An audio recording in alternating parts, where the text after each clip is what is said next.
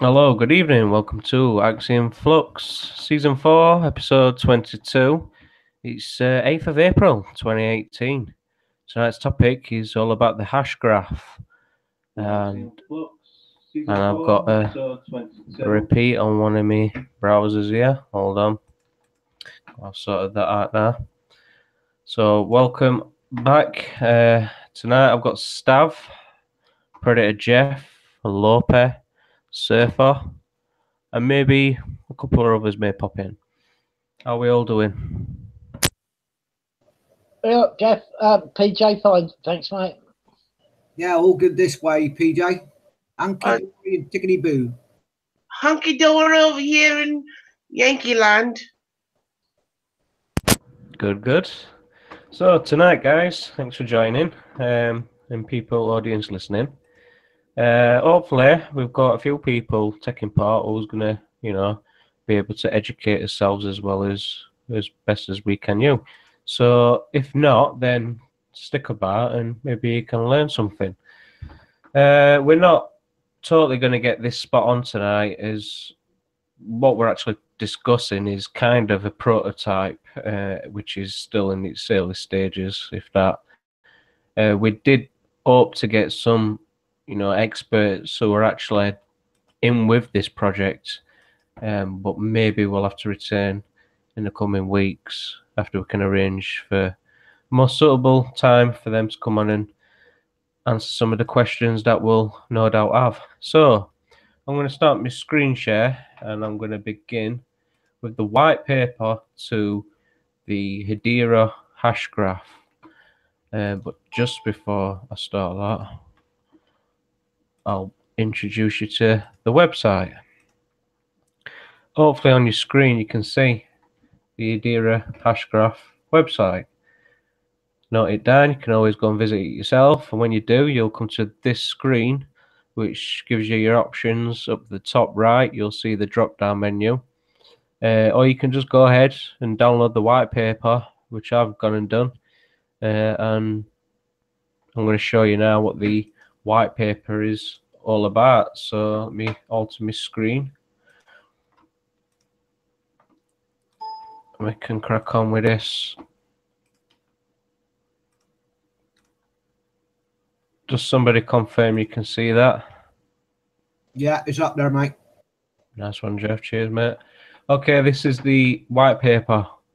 It says a governing council and public hash graph network, the trust layer of the internet. So, what's it all about? Well, this is the vision.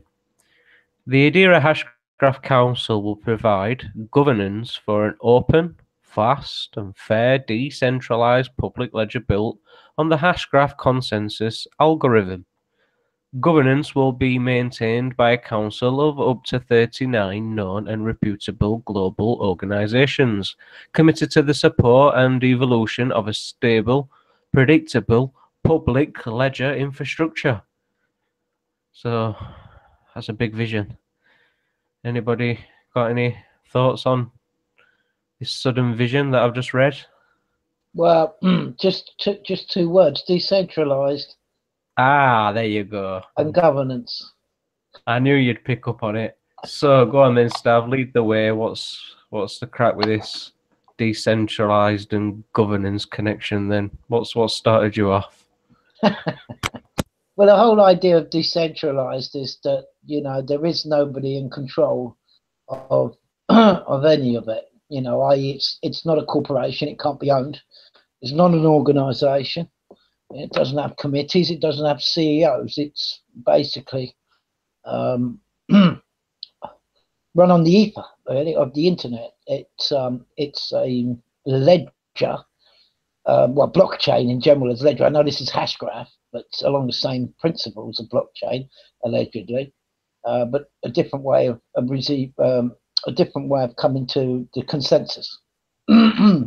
And tonight would be a bit difficult, especially if people don't know anything about blockchain, to cover that in an explainable way, easy way. But as we go on, little bits and pieces stick. But my idea of decentralization is it has no governance, it has no owners, there's no corporations, there's no organisations, and it looks after itself. Because at the end of the day, all of these things are meant to be ledgers. Yeah, that's all it is immutable, fully distributable, and fully transparent ledgers, so that nobody can come in and stop it, close it down, mess around with the hash, whether it be blockchain or HASHGRAPH or whatever's coming out next. So therefore, it's basically got to stay peer-to-peer, just people to people, and mustn't be a middleman. But of course, once you start bringing in governance and councils and 39 reputable global organizations, you've got middlemen. So I would slightly I'd be a bit suspicious when they've started with the vision straight away, saying it's decentralized public ledger, because if you've got a corporation in there, that's a private ledger in my books. But anyway, you can continue, PJ. It's a bit of a contradiction in terms, actually, isn't it? Like you say, and the key word is mutable. If it's mutable, it means it can't be changed. That means it's what it is right from the start, and it carries on being the same thing. So the question is it mutable or immutable? Well, immutable, in other words, is if it's mutable, then that means that they can cover things up and mute it, basically. So it needs to be immutable. When I say a decentralized ledger, let's forget blockchain and HASHGRAPH for the moment. Just fully distributed. That means I don't really want to get into things like nodes and things like that. But that's what, mutable means adaptable. But if it's immutable, it means it stays the same, basically, and it can't. Yes, that's right. It cannot be messed with from the first transaction to the last, which could be trillions and trillions of transactions down the road. Anywhere in between, if a transaction gets taken out and it gets altered fraudulently and popped back into the advantage of the person who's frauding it or defrauding it, whatever, it goes, can't be having that, take that out and put the proper, proper part of the ledger back in. So, yes, that's immutable,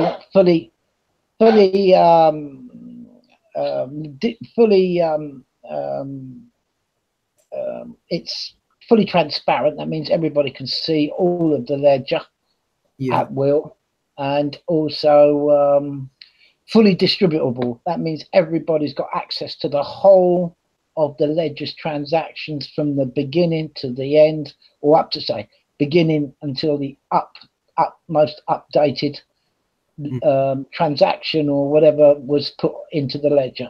So it's like a big open bookkeeper's ledger that's totally open to the public to view all the transactions when and if need be, if there's a problem. But there cannot be a problem, because if somebody tries to mess with it, it gets put right, and also it's fully transparent, so everybody will know. And there we are.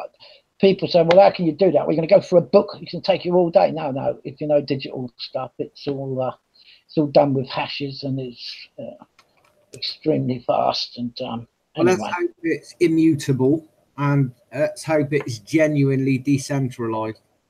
Yes. Well, well, I've got a question mark on HASHGRAPH from the get-go on the vision. So I don't know if you want to. Is there anybody else want to say anything, or do you want to carry on with the white paper, PJ? If anybody wants to say anything, then mention it now. Otherwise, I'll move on. Okay, well, me just reading that, it's hard to understand it, because it says the Hedera HASHGRAPH Council will provide governance for an open, fast and fair decentralized public ledger. So the council's not actually claiming to be decentralized in any way, surely, by what I'm reading, or maybe I'm not reading it right, I don't know. It is kind of confusing.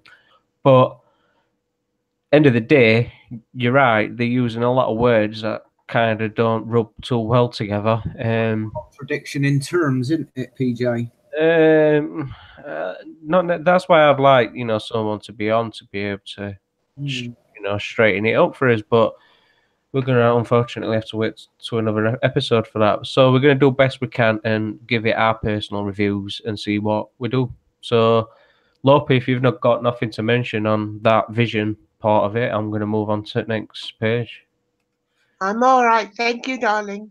Okay, so the next one is the executive summary. Let me see if we can zoom it up a bit, because it is a bit... I don't know, it's probably not going to work.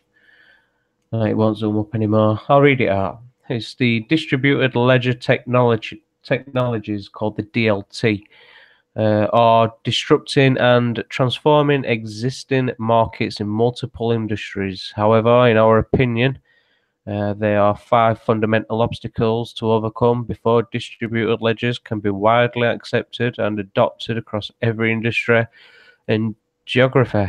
In this paper, we will examine these obstacles and discuss why Hedera HASHGRAPH is ideally suited to be the world's first mass-adopted public distributed ledger, supporting a vast array of applications.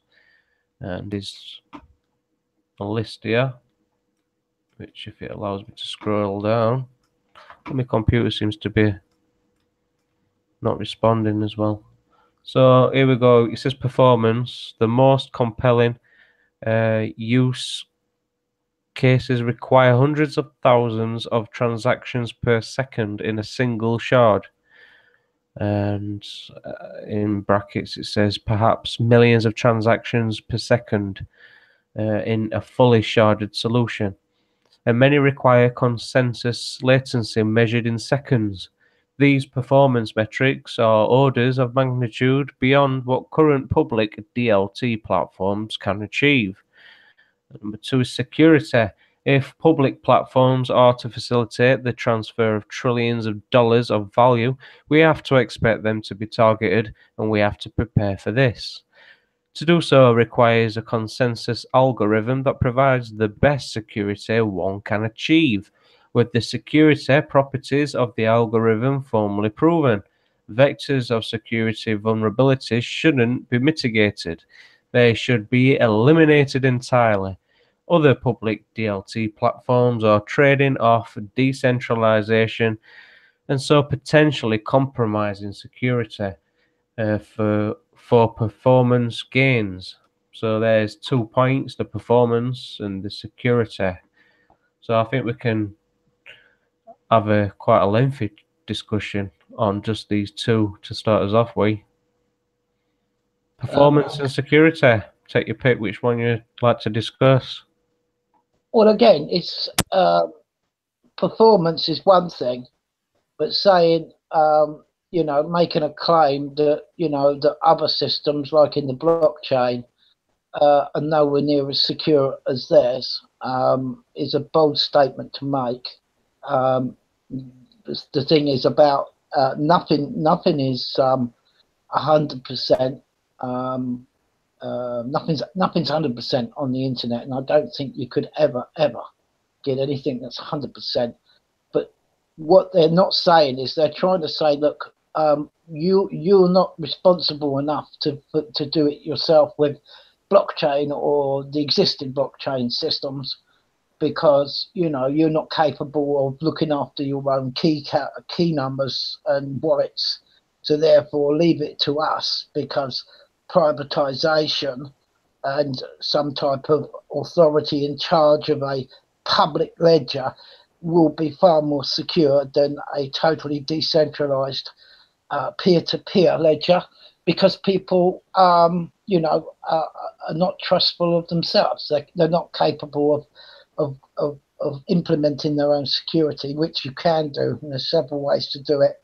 But again, you can't possibly look after and maintain the ledger for yourself, because you have to leave it to us people, because we can make it more secure for you. Well, I don't trust anybody. I don't know about anybody else in today's world, especially corporations. But I'm not poo-pooing it. We haven't even started much in the white paper.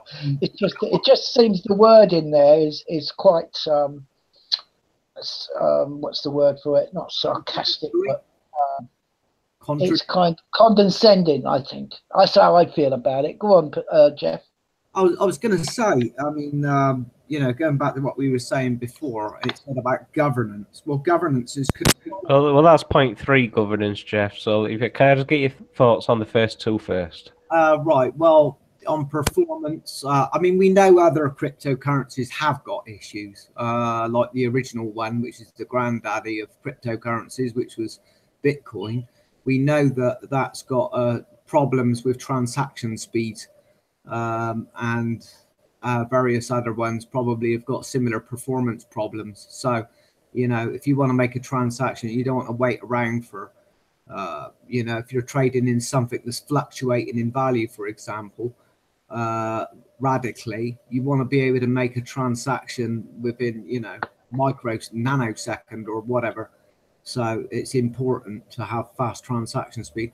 As for security, I agree with Stav. I would say that to make that sort of claim that ours is perfectly secure or whatever. What did it say? Hang on a sec.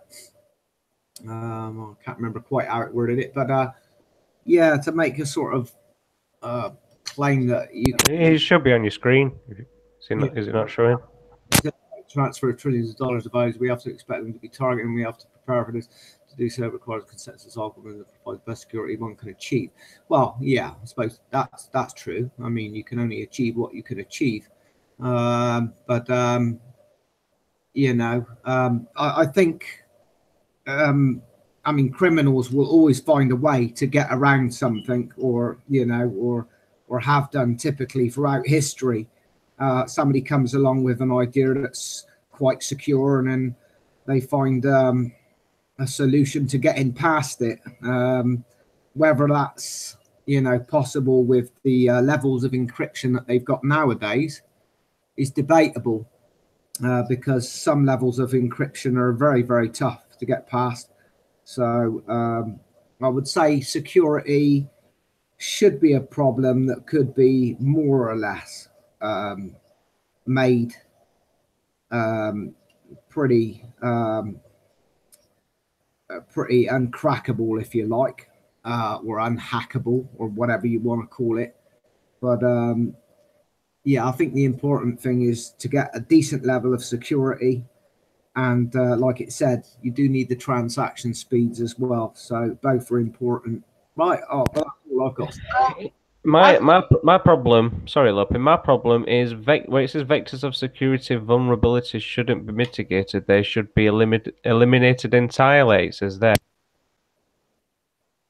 I agree with what you guys are saying in reference to the security level and everything, that it should be high and it should be encrypted upon encrypted upon encrypted. Only coming from a ex-hacker point of view, any security level is a challenge for a hacker, and that's the thing. Yeah, but Lopi, it's not always done that way, though, is it? I mean, what's stopping somebody from just forcing somebody with, a gun to the head to put in the login keys and give them access, How can you eliminate entirely that sort of vulnerability? I'm struggling to see exactly what they're, mentioning here, because these paragraphs are so short, but yet they're quite broad in what they're trying to explain, I think. They can't, PJ. Simple answer isn't any of it. It's like the Mt. Gox scandal with Bitcoin, where when it goes off blockchain, you've got to go for exchanges to change it from fiat currency into Bitcoin, and Bitcoin back out into fiat currency. Now you're off the blockchain and it's vulnerable, and they set somebody up in Mt. Gox to transfer all these Bitcoins, and basically run away with a lot of them. So a lot of people got lost a lot of Bitcoins with the Mt. Gox. You'll have to check Google Mt. Gox scandal or whatever, and you'll see what happened. And there is no. It's going to be vulnerable to the point where somebody can, like you say, break in and say, put a gun to your head and say, now I want all your bitcoins out your wallet, put it in and transfer it over to that one now.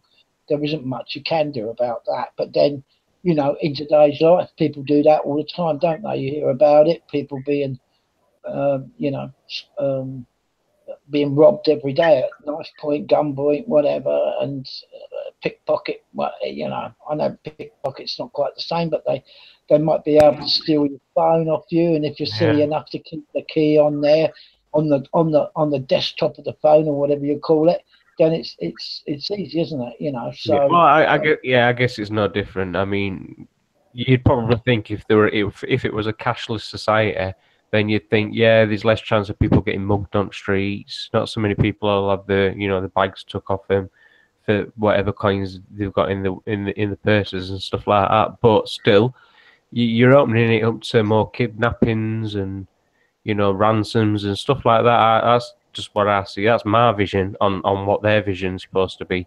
So, Lopi, if you want to carry on with what you were saying, and then after that, I'll open up the next two, which is governance and stability. Well, what I was saying was that, as far as breaking in, I'm not talking about holding a gun to somebody's head, but breaking in and hacking that's the idea. The whole point of hacking for a hacker is not necessarily getting your information. The idea is the challenge of doing it and getting away with it, and not being caught. I mean, that's the challenge. That's what criminals have in common with hackers. Hackers are considered criminals in that essence, if in the internet world.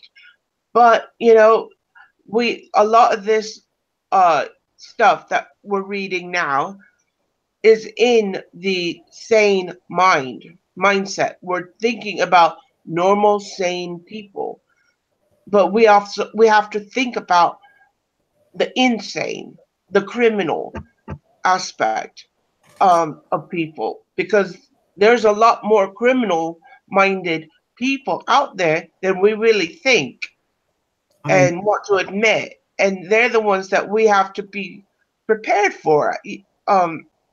I think I like the idea of HASHGRAPH. I like the idea of blockchains and cryptocurrency. But at the same time, I think that if we have one person holding all the keys to the padlocks, I think that's a bit scary. I think what a good idea, Lopi, is if they set this up in some sort of beta fashion, but not with real money, but then hire a load of hackers to actually try and expose vulnerabilities within the HASHGRAPH before they actually find out, whether anything's, hackable or whatever, and do that before. Yeah, I don't think it's possible. You can't hack into a blockchain without exposing yourself. So the actual hacking inside HASHGRAPH and blockchain. Hang on, Lopi. Let me explain, Lopi. Let me finish. You can't hack into the blockchain itself without exposing yourself. It's impossible because of the nature of it. And it's the same with HASHGRAPH as far as I'm concerned, right? The only time the hacker, right, can get to your wallet and withdraw from you is if he gets your key. That's how you've got to be responsible and learn how to keep that key, right, as secure as you can. Hard wallets are the best things. Offline, don't keep it on your computer hard drive, don't keep it on your desktop, and certainly don't keep it on the cloud, right? So any of them steps will save you a lot of tears, and they're quite easy to do. But once it comes off the blockchain through exchanges, they're centralized. And that's where most people get stitched up, if they're going to get stitched up, when it comes off the blockchain. Only when it comes out the blockchain, but the only way that they can empty your wallet or hack it is for you not to have enough security for your private key for your wallet, your encrypted key numbers. That's what that. But then that's your responsibility, and that's all part and parcel of this. Of course, they can get your key, like they can hack into your email. But if you're silly with it and keep it in your computer hard drive, you're exposed to spam mail, whatever, and malware, whatever, and it can sit there, or a Trojan, or some piece of complicated stuff, and go, and then it can get hold of your encrypted key and get some fancy unencrypting software and probably get your key. But that is down to you. It's not the fault of the blockchain or anything. It's actually in the blockchain. You can't hack it. I see a big problem there then, Stav. I can see a big problem there, because if you get something like some form of Trojan, a Trojan dropper on your computer, that will mean it'll attract all sorts of Trojans to your computer. And then, if you're downloading something like after a transaction, if you're downloading some of these HASHGRAPH coins or whatever onto your computer, then at that point, straight away, between the time that you've got it on your computer and the time it takes to get it on your hard wallet, you're extremely vulnerable. So yeah, I would say that is a potential problem in that area. So I tend to but it's not like a slow thing. I mean, when we Steam, how long did it take? As soon as you hit the button, it was there, wasn't it? So they haven't got much time. And anyway, the best thing to do is, if you're worried about it, is to keep it on an external wallet that's not, like on a USB. You can get encrypted different wallets now that they're pretty difficult to. The encryption is military spec encryption on them. Plus, you never leave it in the USB stick in your computer. If you're one of those people who leaves a bloody computer on and the router going all night because you don't want to turn it off, then, and you keep everything on your desktop and you go to bed, and you keep your keys on the desktop, then you most likely will end up getting hacked somehow or another. Well, not most likely, but you're exposing yourself to that. So keep it on a hard wallet,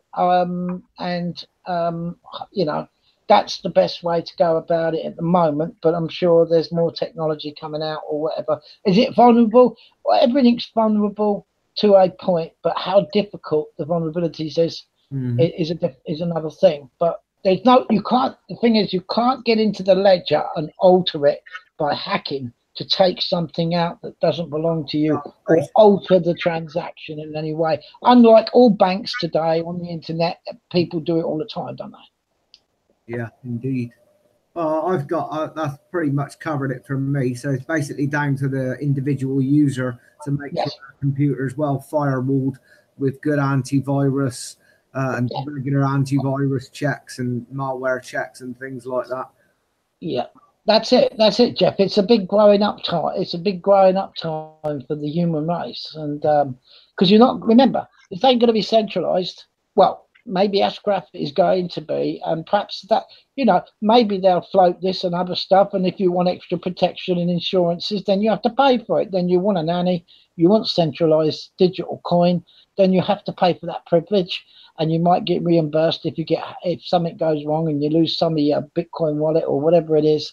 If you transact using this other, so it may be somebody say, well, I don't mind paying because I think it's more secure. That means that I can't be asked to do it myself. So incidentally, before we carry on with governance, is this actually up and running at the moment, or is it not even in the prototype stage or beta testing phase or anything yet, or what? No, I don't think it is it, PJ? Not that I'm aware of. Okay, so it's probably still being worked on as we talk. Yeah. Okay. Okay, right, back to you then, PJ, for the next section. Right, well, that's governance. I'll read it then. A general purpose public ledger should be governed by representatives from a broad range of market sectors. each with world-class expertise in their respective industries, and also selected to provide global geographic representation for all markets. Those that are governing need technical expertise so they can competently manage the technical roadmap. They need business expertise so they can manage business operations of the organization. They need expertise in economics and currency markets so they can manage the cryptocurrency. They need legal expertise to help navigate the evolving regulatory environment. In other words, governance should be by those globally recognized as world leaders in their respective industries, a representative of every market in the world. Let's just stop at that before I read number 4. I don't like the sound of that at all. I really. Governance. I mean, we all know about economic experts and what they're like, and Let's just play a little game then. Somebody names an industry, and then somebody has to name the leader, the world leader that's recognized in that respective industry. Let's just see what we can do. So, who wants to suggest an industry? oil, Banking, banking. banking, International Monetary Fund, central banks. All right, now let's name some of these leaders. Quickly off the top of your head. I think Christine Lagarde is quite high in the International Monetary Fund. So we can ask her. Then we got the bank. We got the Bank of International Settlement, and I think one of the head guys who was actually ferociously attacking cryptocurrency was known as the Fat Bastard, but I can't remember his name. But and he was for the Bank of International Settlements. I listened to a video the other day, and I can't remember the guy's name, to be honest. But his nickname is that, apparently, allegedly. Yes, we've got the governor of the Bank of England, haven't we, Mr. Carney? And of course, we got the Wall Street gang of Goldman Sachs, JP Morgan, Bank of America, etc., etc. Like I say, Bank of International Settlements is the central bank of central banks, which is in Basel, I think. Basel, Switzerland, yeah. Yeah, and then of course we've got good old Deutsche Bank that's got about 500 million trillion derivatives hung around its neck. Yeah, I don't know. The European Central Bank, Mario Draghi, I think, is the guy who is the puppet that runs that particular lot. Stav, would you trust these delightful individuals to run HASHGRAPH? Well, that's a little insight to what could be, these should be representatives that are going to be governing. When I said council. When I said delightful individuals, I said that with tongue in cheek, obviously. Any thoughts from anyone else? I just think, well, look at the wording of it. It sounds scary to me. A general purpose public ledger should be governed, controlled. So it's not automated. It's not fully automated. It means it's not mute. Obviously, they intend for it to be mutable, adaptable, rather than immutable. So that, by the sounds of it, means that it's not good, because they can go in and make changes. Then they go on about the legal side of things. Well, we know what legal means, and regulatory bodies, meaning taxation, springs to mind, or excessive. They could start putting in excessive commission fees for bigger transactions and things, or whatever. Who knows what they mean by that? It's all very vague sounding to me. All right, well, let's see if we can get some stability with it then. Do you want to read next bit, Geoff? Part 4. Yeah, go for it. Roll up a little bit then, PJ, and I'll read them out. It needs going up a bit, does it? So we'll go then. Hold on. I'll read the next 2 sections if you like. They're only short one. Stability. Right, here we go. Without technical and legal mechanisms to enforce the decisions of the governing body, public platforms are at risk of devolving into chaos. Strong security and mature governance will enable a stable platform, one that engenders the necessary trust and confidence among those that would build commercial or sensitive applications on it. Do you want me to do 5? I'll do 5. Yeah, do 5. Yeah, you might as well get it over with. Regulatory compliance. We expect that governments will continue to increase oversight of public ledgers and associated cryptocurrencies and tokens. We consider that a distributed public ledger must be capable of enabling appropriate Know Your Customer, KYC, and anti-money laundering, AML, checks. There you go. Anybody want to talk about stability? Well, stability. Well, if anybody's sort of have been looking at the markets in the last month or so, in the fiat market world, of the stock markets, bonds, and all the rest, you'll see absolutely the reverse of what they're talking about, and that's the sort of people they want to bring in to bring stability under these regulatory compliance. And I don't think they're doing a very good job at the moment. If you go and look at the volatility charts, they're up and down like God knows what. But no, the only way they get to stability is from completely frigging a market, and that's what's been going on for a very long time with crony capitalism in the stock markets and bonds and everything, with quantitative easing, money printing, indiscriminately money printing to enable big corporations, because that's all that's left in the market now. There's no free market, to buy back their own stock to drive the price up for cheap money or cheap loans. In actual fact, negative interest, and some, mostly zero interest, free money printed from their buddies and their central banks. And some circumstances, it's negative interest, and the actual private banks get paid to take numbers from the central banks to buy back their own stock on the stock market. It is that ridiculous.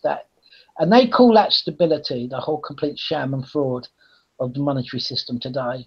No, thank you. If that's what stability means, then not for me. I think I'd rather stick with Bitcoin by the sounds of it. Yeah. Regulatory compliance. We expect that governments will continue to increase oversight of public ledgers and associated cryptocurrencies and tokens. We consider that a distributed public ledger must be capable of enabling appropriate Know Your Customer and anti-money laundering checks. Sounds like an excuse for forms of taxation and control and all that sort of stuff to me. It's limited anti-money laundering tactics within the fiat currency system sort of entails limits on what you can give people and stuff. Well, they mean anti-money laundering, like the excellent job that's been obtained recently, like HSBC and the Mexican drug cartels. So. Yeah. It's laughable, really, isn't it? If it went so. I do find this rather discouraging. Which is an alleged, because they openly admitted it, and they paid the fine, and that was that. So there we are. No, I think Surfer. I think Surfer's gone for a while. He'll be back on in a minute. I think we've frightened him off. Just a few more little parts then. I'll go ahead and share, and then I'll pass it over to whoever else has got some material, and we'll carry on and discuss HashGraph. DJ?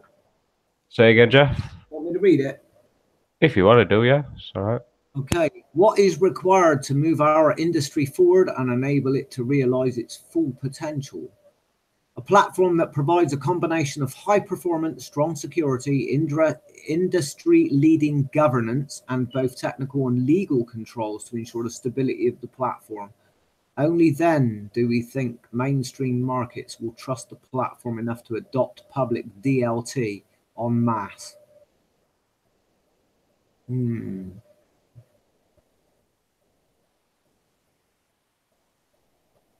Okay. Do you want me to read this? Yeah. No, I'm just trying to find the next part. Breaks it all down, so I'm not. I'm going to leave the link in description for anybody who wants to go and check the PDF or the website. This is the next bit, I think. Yeah, you can see that, Geoff. Yep. Do you want me to read this? Yeah. The hash graph, Hedera hash graph. The hash graph data structure and consensus algorithm provides a new platform for distributed consensus. This introduction gives an overview how HashGraph works and of some of its properties. The goal of a distributed consensus algorithm is to allow a community of users to come to an agreement on the order in which some of them generated transactions when no single member is trusted by everyone. In this way, it is a system for generating trust. When individuals do not already trust each other, HashGraph achieves this in a fundamentally new way. See if we can try and scroll it down here to show you this little diagram. I don't know if it's coming up just yet. Yep, you can see that. Right, I've gone a little bit. Yeah, do you want to carry on reading that? On the left, you've got a diagram of the blockchain, and on the right, you've got the diagram of HashGraph, slightly more complex by the looks of it. A blockchain is like a tree that is continuously pruned as it grows. This pruning is necessary to keep the branches from growing out of control. In HashGraph, rather than pruning new growth, it is woven back into the body.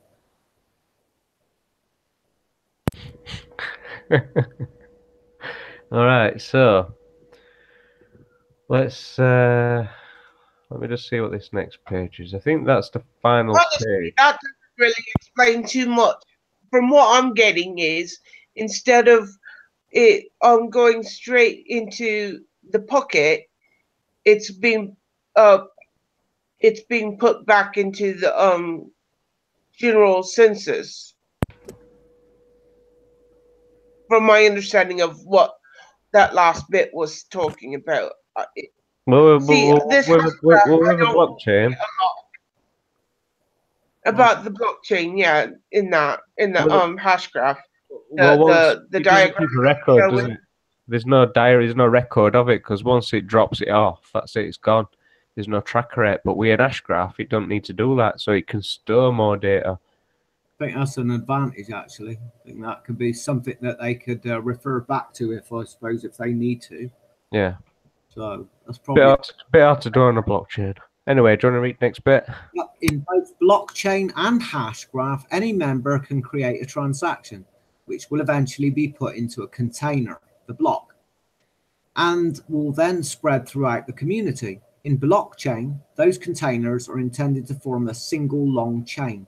If two miners create two blocks at the same time, the community will eventually choose one to continue and discard the other one. It's like a growing tree that is constantly having all but one of its branches chopped off. In HashGraph, however, every container is used and none are discarded. All the branches continue to exist forever and eventually grow back together into a single whole. This is more efficient. Furthermore, blockchain fails if the new containers arrive too quickly, because new branches hang on, where have we gone? So you just scrolled up and I've lost my place. Yeah, apologies, Geoff. I've just gone too quick for you there. That's all right. Back up now. Yeah, go back up a little bit more. Furthermore, blockchain fails if the new containers arrive too quickly, because new branches sprout faster than they can be pruned. That is why blockchain needs proof of work or some other mechanism to artificially slow down the growth. Can you scroll up a little bit? In HashGraph, nothing is thrown away. There is no harm in the structure growing quickly. Can you scroll up a little bit more? Every member can create transactions and containers whenever they want. So it is very simple and tends to be very fast. A bit more. Keep going. Finally, because the hash graph doesn't require pruning and therefore is simpler, it allows more powerful mathematical guarantees such as Byzantine agreement and fairness. Distributed databases such as Paxos and Byzantine, but not fair. Blockchain is neither Byzantine nor fair. HashGraph is both Byzantine and fair. The HashGraph algorithm accomplishes being fair, fast, Byzantine, ACID compliant, efficient, inexpensive, time-stamped, and DOS resistant or DOS resistant. There you go. Sounds good, doesn't it? Well, it does seem to be, you know, and Find us with science and baffle us with bullshit. It all sounds very complex. well, I did get to understand a bit about how a blockchain works. So to try and get an understanding on what HashGraph's capabilities is in comparison to a blockchain is you know, I can just about scratch the surface of it. In the way that it's more superior to it, I'd say that if it ever got a handle over on a blockchain, then it'd have no trouble, you know, pushing its weight around, if you want to use that phrase. But Right. yeah, The only trouble, like I say, yeah, the technology does make it a lot more easier and quicker, and it saves a lot of time. You can do hundreds of thousands more transactions than you could with Bitcoin, or Bitcoin Core, as they call it now, which only has one block. Bitcoin Cash, which was a what they call what they call it. Can't remember the word. Anyway, when it branches off, a fork. That has 8 blocks, and the original idea of the chap who was meant to have brought Bitcoin about, one Satoshi Nakamoto, I think his name was, or it might be a group of people, whatever. Nobody knows him or whatever. Was the idea that if one block gets filled up, you just increase the blocks and then free it up, and then you just keep continually increasing the blocks. And I think that's what the fork for Bitcoin Cash was all about, because they use 8 blocks compared to Bitcoin, which is basically 1 block as far as I can tell. But they're looking at using other off-chain type transaction things like Lightning, which is what Litecoin uses. I'm not 100% sure how it works on top of the block, but it's actually not part. Well, it's kind of sits on the block, but it's not actually part. So it's kind of going outside the block. So I don't know enough, and I was hoping perhaps we'd get some more people on here, more tech gurus on it. I know how the you know the actual ledger side of it works, and how the blocks through mining come to each block to come about and pick the right one. But obviously with Bitcoin Core at the moment, which is the big daddy, it's very slow. So it's more of an investment like gold or silver and sit with it. But to use it as a digital currency at the moment, it's a little bit obsolete, because you can wait days for one transaction, because it's got so you know, so many people using it, it clogs it up. But I think Bitcoin has been kept back for some reason, Bitcoin Core, because they could have done like Bitcoin Cash, and they can do a lot more transactions than Bitcoin Core. And Litecoin can do lots of Ethereum and the others. They can all do much quicker transactions.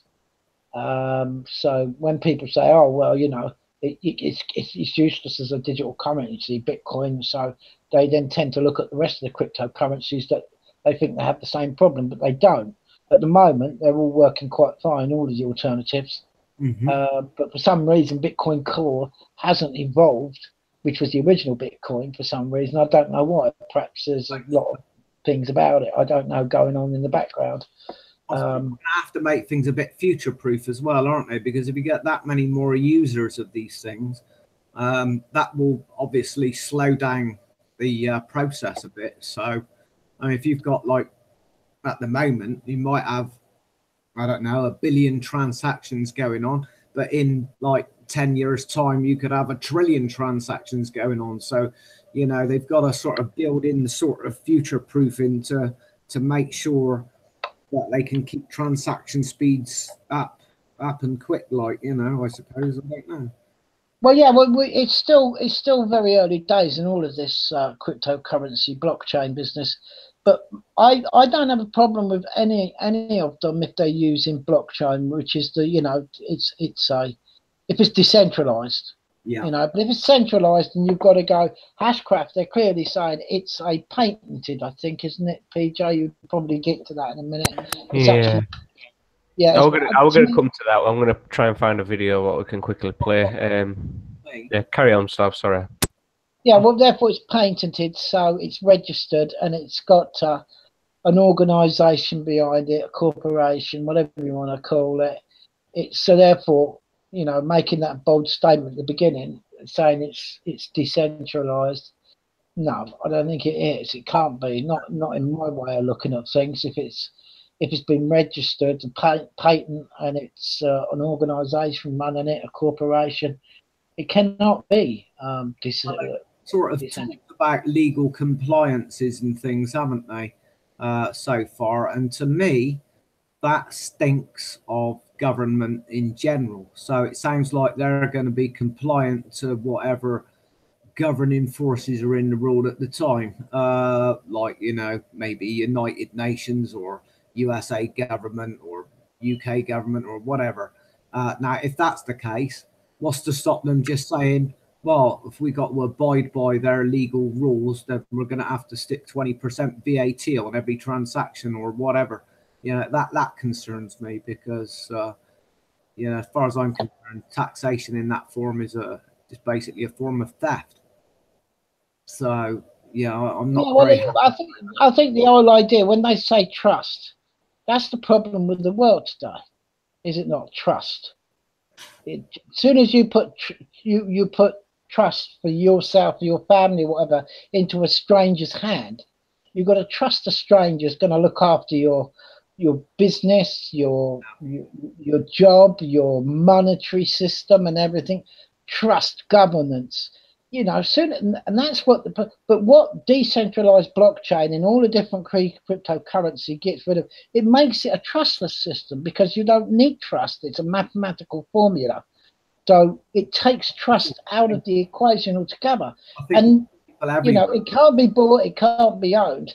It's got no CEO, it's not registered, it's not a patent, it's not registered, no one can own it. It takes all of the, when you've got something like that in place, right, that no government or corrupt people or organization can take it over. It just comes down to the individuals who use it, and they've got to be responsible for their own security and protection of their wallets, whatever you want to call them, you know, with their keys and everything like that.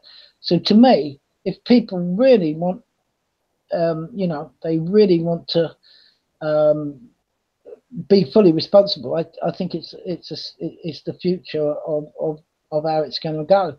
But of course, governments and banks, people like that ain't going to like it, are they? It's obvious. But like I said, I think it has to be fully automated and immutable, because once you've put government in control of it, any form of government, then they're saying they can control it and they can adapt it to their own needs, whatever that is at the time. And of course, like you said, if it's, I mean, in my opinion, the words trust and government shouldn't be read out in the same sentence.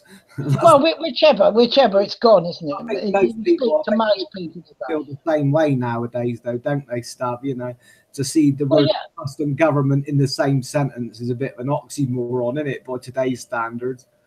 Well, we're fast approaching the area. We're going off topic a bit here. We'll come to put it back to PJ in a minute when anybody else wants to say anything. Well, we're far approaching. You know, we've gone past.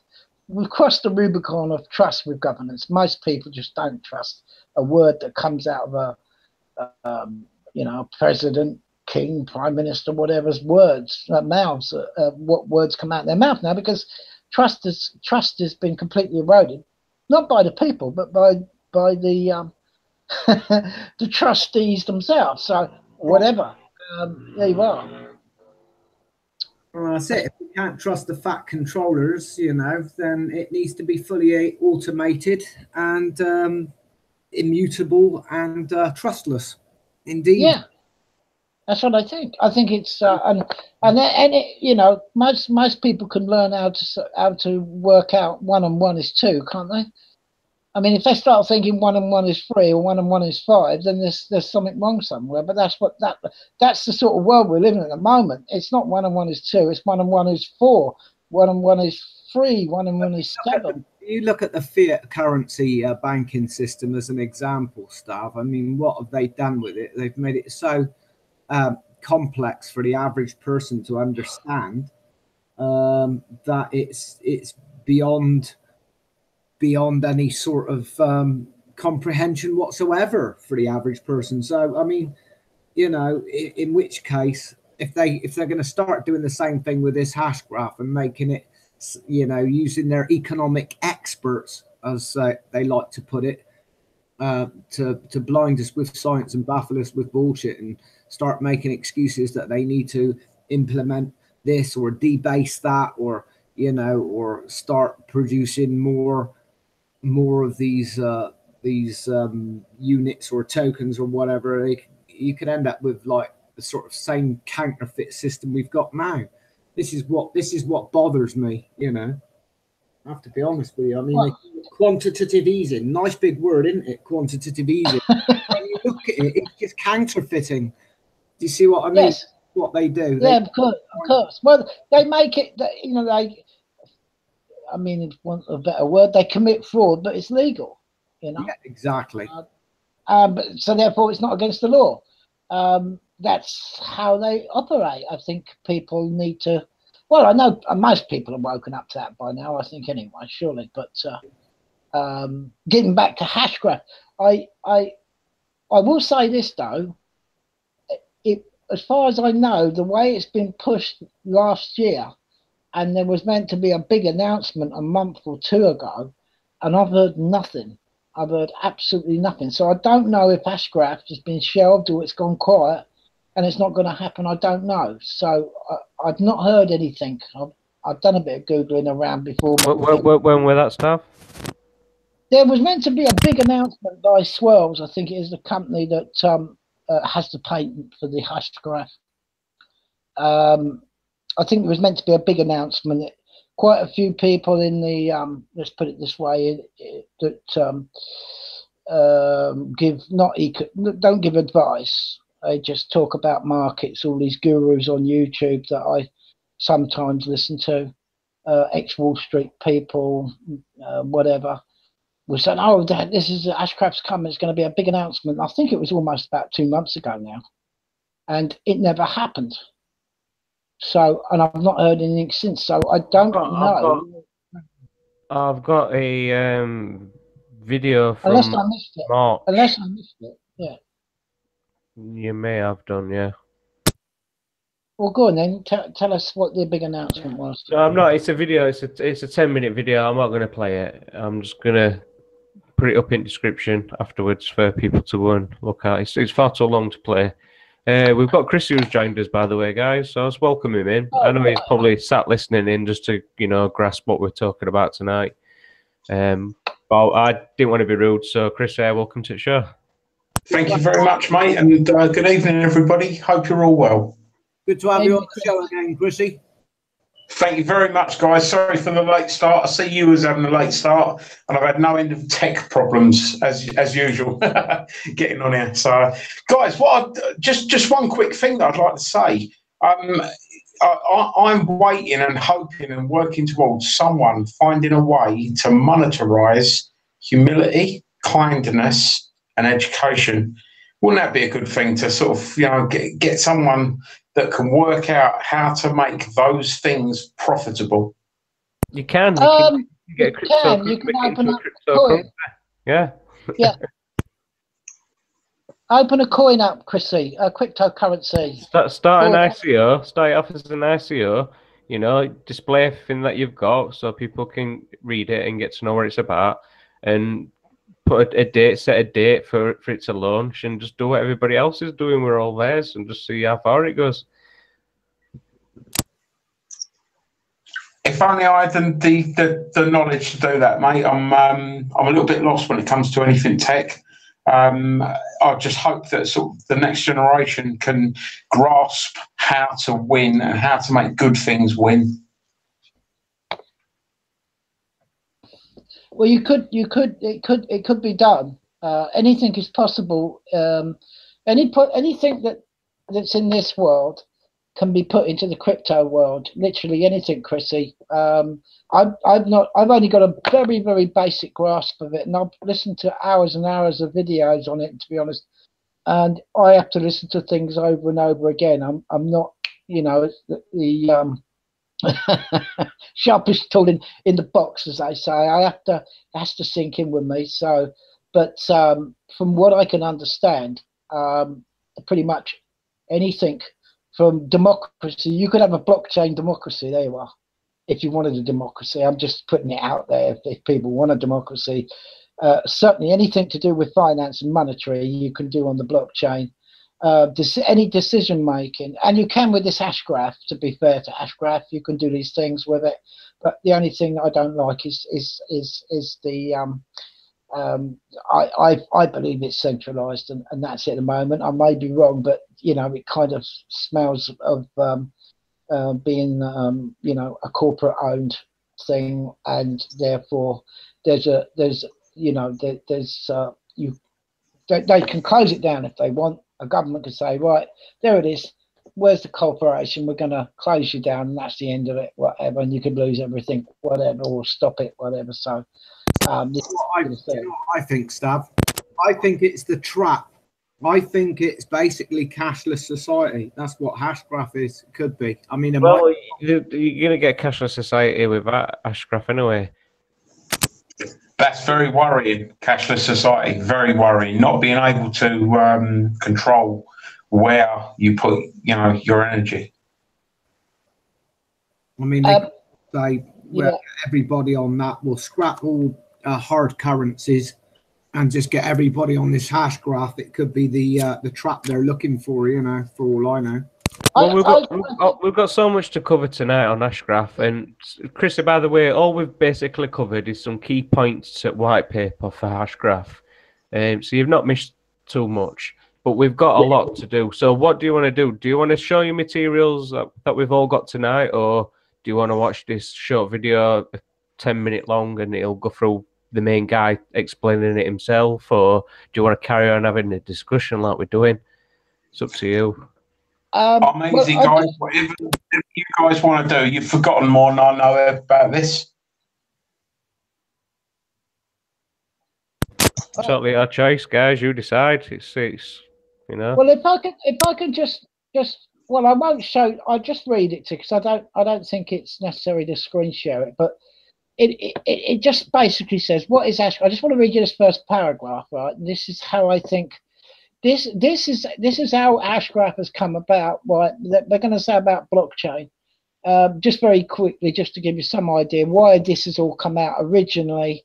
Bitcoin, you know, in 2009. What is HASHGRAPH? How is it different from blockchain?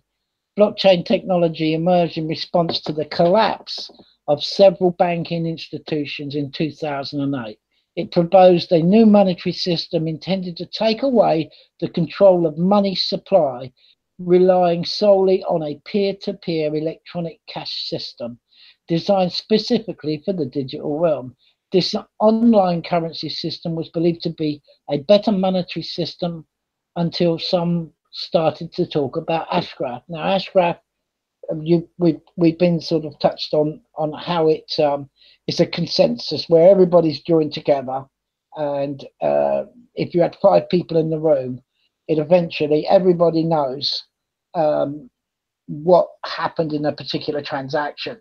You know, if you had Alice, Bob, Carol, Dave, and Ed, as it says on here, Ed will know what Dave's transaction was, Dave will know what Ed's transaction was, and Carol would know what Dave and Ed's transaction is, and Vicky Berkey, Bob will know Carol, Dave, Ed, and Alice will know Bob, Carol, Dave. They will all know each other's transaction. It's done on a consensus type system rather than mining. You know, that's why it's instant, PJ and Geoff and Chrisy and Lopi. That's because that's why it's much faster than conventional blockchain technology, because it has to be mined. You know, they have to find a block that fits the transaction, and then you go on and on. That's why it's a bit slow compared to HASHGRAPH, the old blockchain. I think there's a lot of blockchain with newer stuff on it now that's getting up quite high. So anyway, without losing you guys and going on, that I thought I'd mention that. And the reason why this all came out allegedly was because of the 2009 Bitcoin came out, because the banks, the system is broken and there's no fixing the bank system. You can't fix the amount of debt and the ongoing debt by bailing out and getting Joe Public to being guarantor for the debt all the time, and then just printing money out of thin air and carrying on and doing the same, and the debt gets higher and higher and higher. The more that the elites and a few get, the banks, the less for the people down the bottom. The wealth is gone. It's cost you more to live. You've got less, blah, blah, blah. And this is the reason why Bitcoin came about, it was to solve that problem. But obviously the banks are not going to welcome it in with open arms, because they're done away with, basically. They're going to have to find another game, So that's, and a lot of people say, well, this ain't going to happen because there's no way they're going to do that. They're going to take us to war first and blah, blah, blah, whatever it is. And what people say, this is just what people say and think. So that is the reason why all of this has come out, and allegedly HASHGRAPH has come along to iron out the problems that some, most blockchain cryptocurrencies have with distribution and doing multiple transactions. I think in theory, looking at how it operates and basic understanding that I can see of it, it's probably a good goer. But the fact is that they've made it centralized in my eyes, as good as. Well, I can't see why you can't call it. I don't think you can call it decentralized from what they've said in their white paper so far. But that's just me. But I still think there's a lot going for cryptocurrencies as we move on. It's still very early days. So there we are, PJ. I've waffled on again. No worries, Stav. It's good that you explained that. Quite important, and something we should have really mentioned at the start of the show. Geoff? Yeah, PJ? Any more questions? Because I know you weren't, you at least probably out of us all, until Chrisy maybe have, arrived, that didn't really know about HASHGRAPH. So for you tonight, how have you found it from, before we started the show to now? What have you learned? Have you learned much? What Stav just said there was informative. What was the key thing he said there? Something about, oh, blimey, it's gone again. My mind's gone, mental block. He said something there that was key that I didn't realise, but oh, about the mining. That's right, about the mining. So presumably HASHGRAPH, you cannot be mined, and that's why you get the faster speeds. I didn't know that, so that's I think that's important to realise. Apart from that, I mean, you've taught me a bit there. I've learned a bit today. It's all a bit mind-blowing for old dogs like me, unfortunately, PJ, because there's an old saying, it's hard to teach an old dog new tricks. Do you know what I mean? So, I mean, when I first learned how to do computers, that was blooming complicated enough. Finding my way around the menu system on computers and all this, that took me ages to understand. I even did a little course on information technology to learn the basics. So it's like having to learn all new stuff again. And unfortunately, some people are not going to be able to keep up with this sort of technology and know how to do these transactions and how to get it physically on onto your hard wallet, and whether you can transfer it directly onto your hard wallet or whether it's got to go to the computer first and then to the hard wallet or whatever, it's all, to me, it's all a mystery. See, I don't really understand the logistic sides of all this because I've never done it really. I mean, I've done a simple transaction on Steam, as Stav is aware, and that was amazingly fast. I was very impressed with that. Well, this is all new stuff, Geoff. It's not actually in process at the minute, is it? So we can only really just guess, really, as to what it's going to be like. But their claim is going to be the future. So you're taking note in on what their vision is, which is what we've just gone through at the beginning of the show. I think it's good if they can iron out all the wrinkles to do with speed and security and all that sort of stuff. Of course, then there's the, like Stav said, there's the security at the end user's end, i.e. your computer, whether it's, you know, it's got the correct antivirus and all this sort of stuff. But I can see potential problems with it. And like I said, I don't think I agree with Stav that to me it doesn't sound very decentralized to me. It sounds like they're going to comply with all the authoritative bodies in this world, and I don't like the sound of that one iota, I have to say. It's the only thing that's come about, Geoff. That's, you know, giving people an alternative, a real chance of an alternative. Well, I mean, it's not, I mean, you know, whether it's HASHGRAPH or whether it's any of the other cryptocurrencies, it's still going to have to start, people are going to have to start accepting, and businesses are going to have to start accepting payment via these methods. Otherwise, they already are. Yeah, I know they are. I know they are to a degree. What I'm saying is, though, at the moment, the blockchain technologies, or cryptocurrencies as you call them, are currently used mainly for the purpose of pumping and dumping, buying and not so much buying and selling goods, but buying and selling cryptocurrencies. So it's being used as a speculative method of investment for just making profits. And as that happens, while it's like that, it's going to remain volatile, in my opinion, which means prices are going to go up drastically, then they're going to go down. There's going to be big peaks and troughs, and you're not going to see the sort of stability, and I believe, until it becomes a mainstream form of method of exchange or medium of exchange. That's the way I perceive it at the moment. I mean, I might be wrong, but that's just the way I'm looking at it. Well, in that case, then you're going to have to wait for HASHGRAPH then, because that is exactly what it's going to do. There is plenty of evidence out there to suggest that what people say is not always the same as what people do, and I'm talking about certain governments.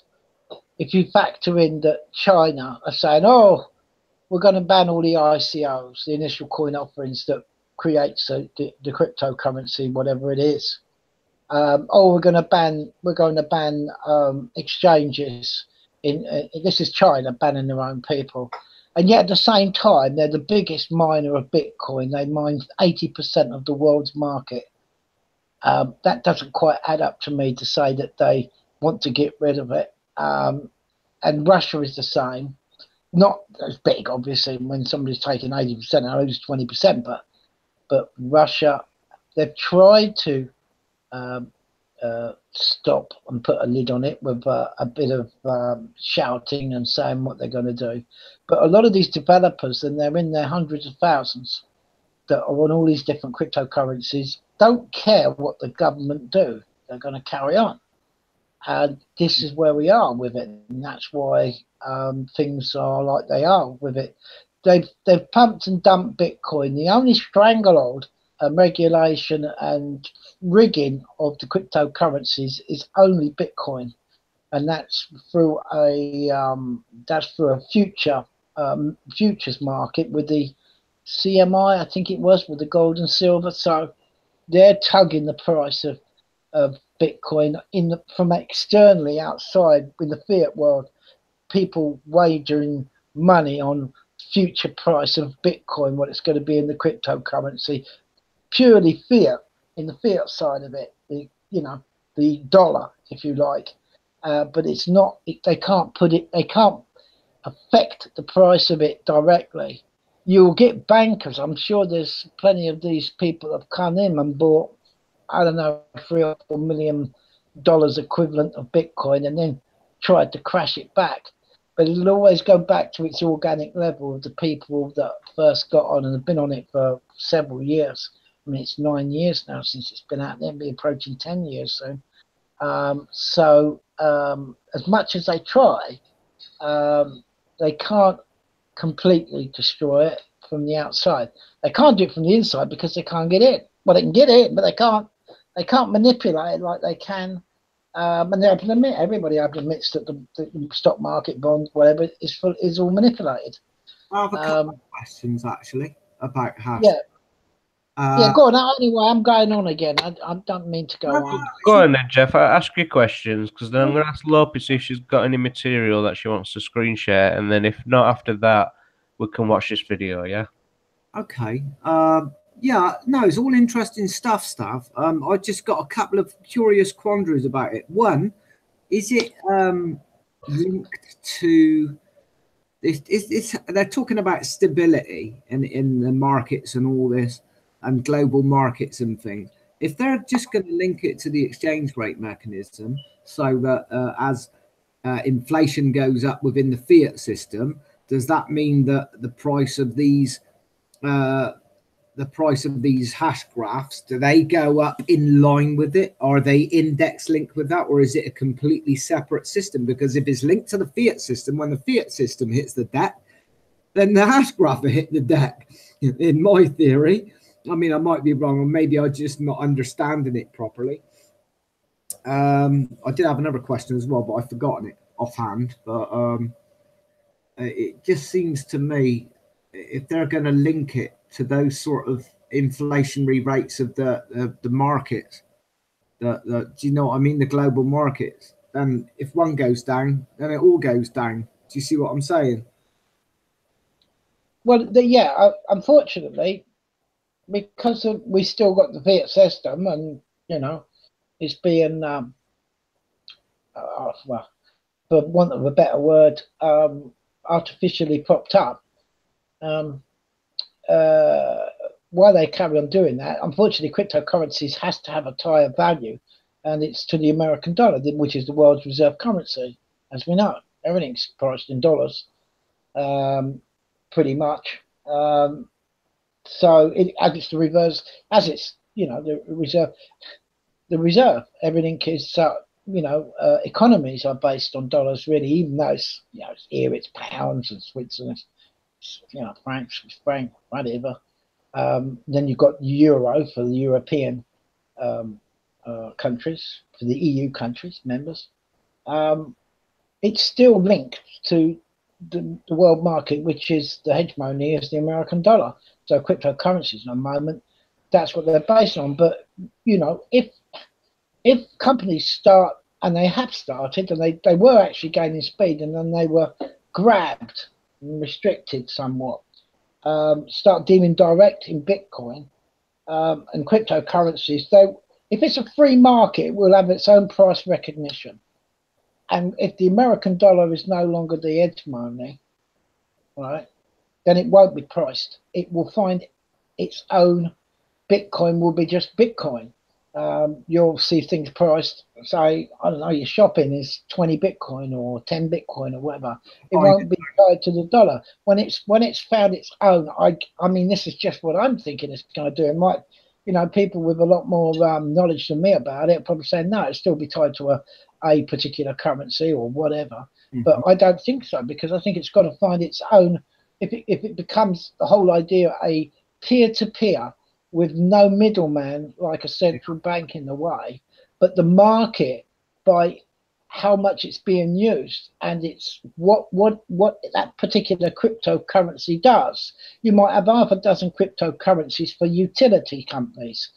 Okay, so you might have 3 or 4 that compete for the market for gas. Well, whichever one of those does it the best for payments and what type of smart contracts they call in the way of service, that will be better off, not corner the market, but people are more likely to use that particular cryptocurrency for their gas, and might do something for water, and might do something for electricity, and so forth. And that will find its own free market value.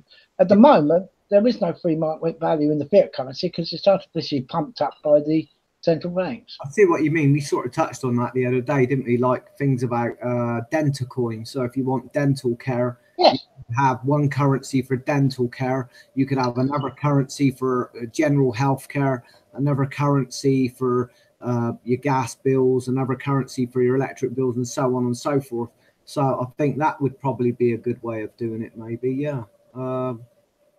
Yeah, I think these cryptocurrencies have got potential, and if, like you say, if they're not directly linked to the other currencies, then that will give them a level of protection that the fiat system hasn't got.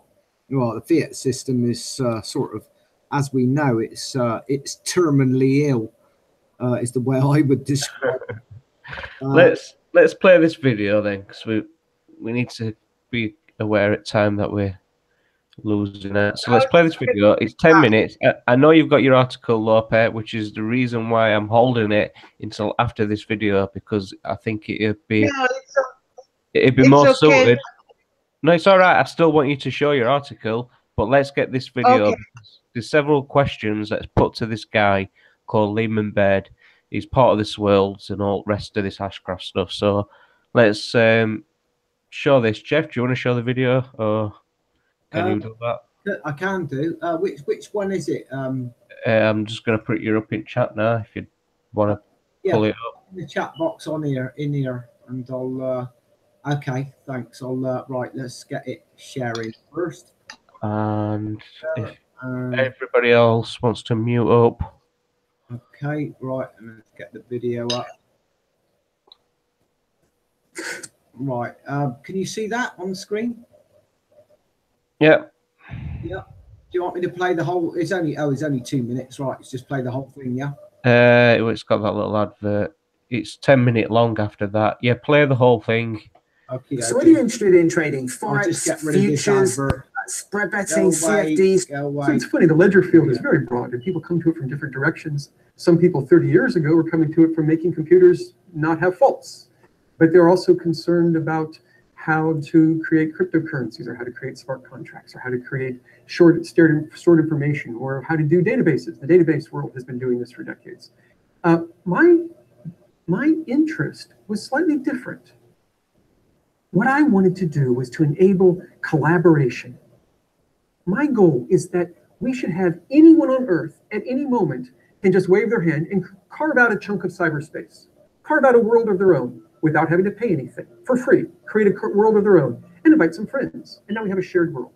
Anybody should be able to create this shared world. And in this shared world, you and I should be able to create documents and create movies and create 3D objects, and we should be able to collaborate with each other and talk to each other.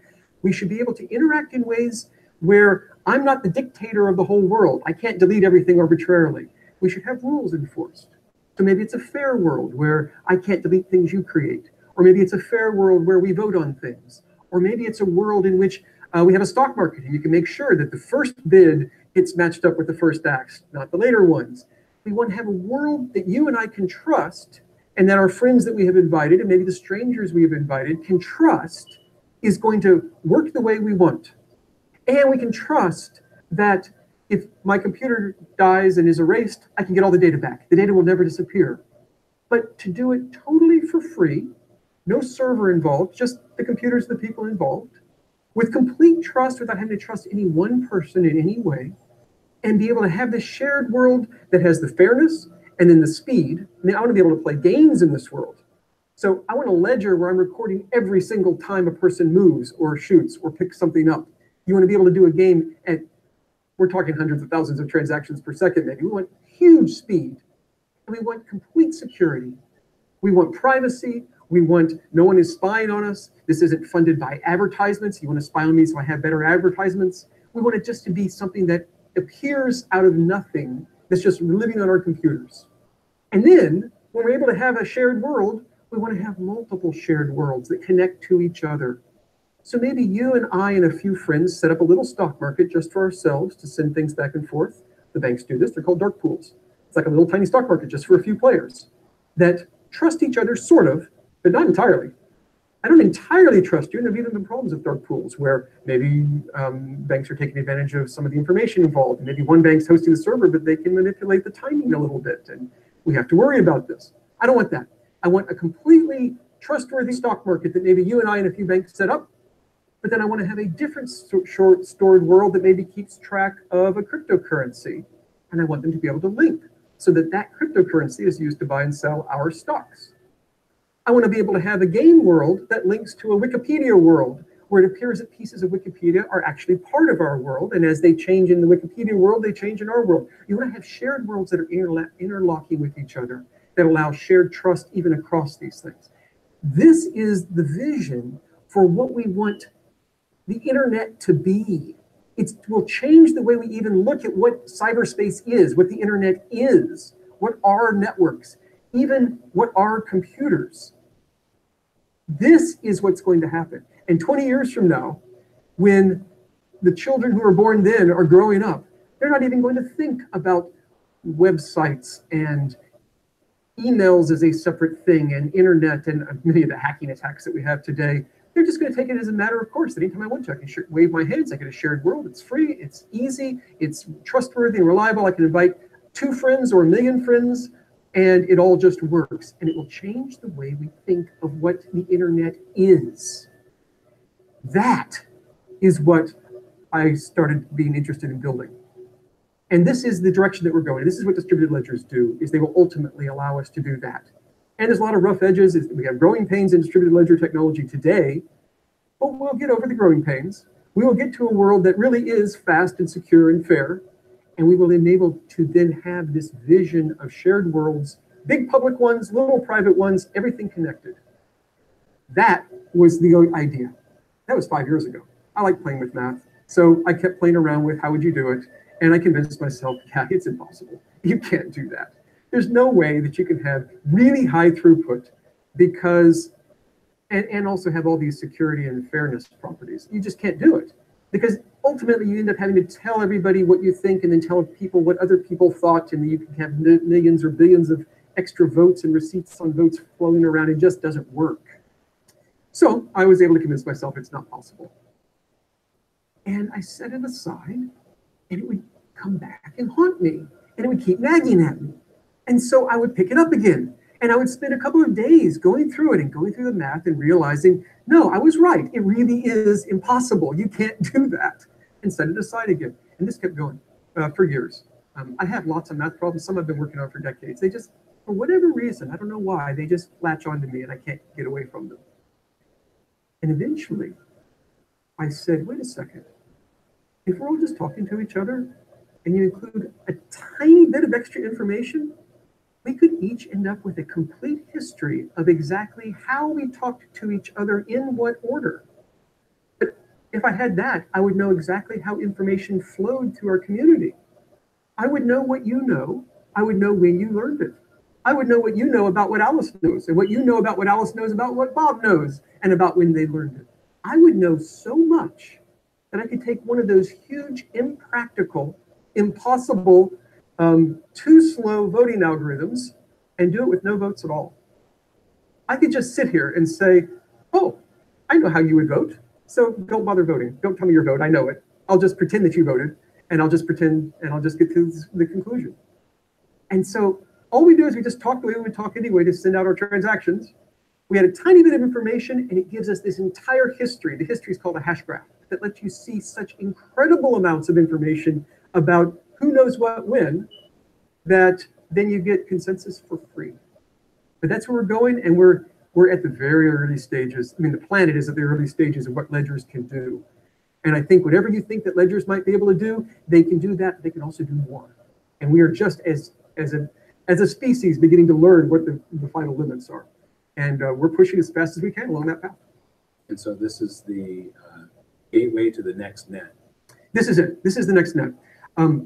Technically, the geeks will always know, well, there's multiple layers and the internet's still down there at the bottom, just like it always has been. But for the users, what they think of when they think in their mind of what the net is changing. And that's what's going to be different. At a low energy cost. Let's talk about energy costs. You can run this on your cell phone, am I correct? The Yes. processor in a cell phone is enough to actually run Absolutely. HashGraph. Absolutely. So there are systems that would require you to buy a supercomputer. It's called a mining rig. It's a big box full of specially built chips that don't do anything useful for humanity. They just mine, which means they solve math problems that have no inherent use. The purpose of them is to slow down the network. This doesn't sound good, just on the face of it. I'm going to spend a lot of money on a supercomputer, and then I'm going to use a lot of electricity to run my supercomputer, and the whole point of the supercomputer is to slow down the network. But that's what it is. And so proof of work systems work that way. Proof of work is really exciting because it was the first to show us all the possibilities of ledgers. But it's the first generation. We're clearly need to move beyond that, and we will, I think, over time. So with HashGraph, yeah, you can run a full node on your cell phone.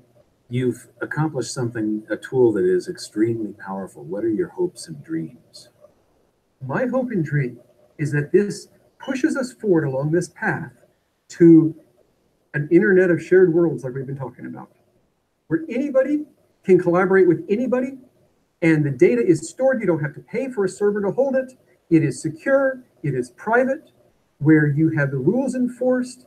We could set up an organization and trust the elections aren't being rigged because the rules are enforced. You don't have to trust any one person. We could have money and trust that no one's going to inflate the money supply because the rules are enforced and it is guaranteed. We could store the deed to your house, and at any given moment, I could know that we're all seeing the same answer as to who owns it, so that you can't sell it to one person and also sell it to someone else at the same time. You'll get caught because it's a publicly visible thing that everyone knows that everyone else is seeing the same thing. I envision a world where the whole internet works this way, where we all know that we can all see the same thing, that rules are enforced, that we have collaboration. And to do that, we need speed, we need security, we need fairness. And my goal is that what we're doing pushes us along that path, because that's the goal that we need to get to, where the nature of itself is different. Because Put it on pause, Geoff. So it's funny, the ledger field is very broad, and people come. Stick it on a pause. Keep your screen up though, Geoff, because Lopi's got some articles that she wants to have displayed. So if you want to go and start from the first one, which is the Bloomberg, no, the one above, the Bloomberg one, just above that.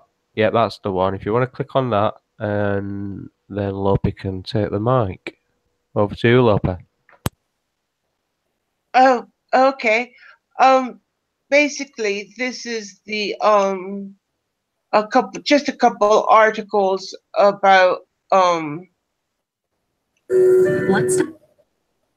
just a couple articles about the cryptocurrency, HashGraph and all that.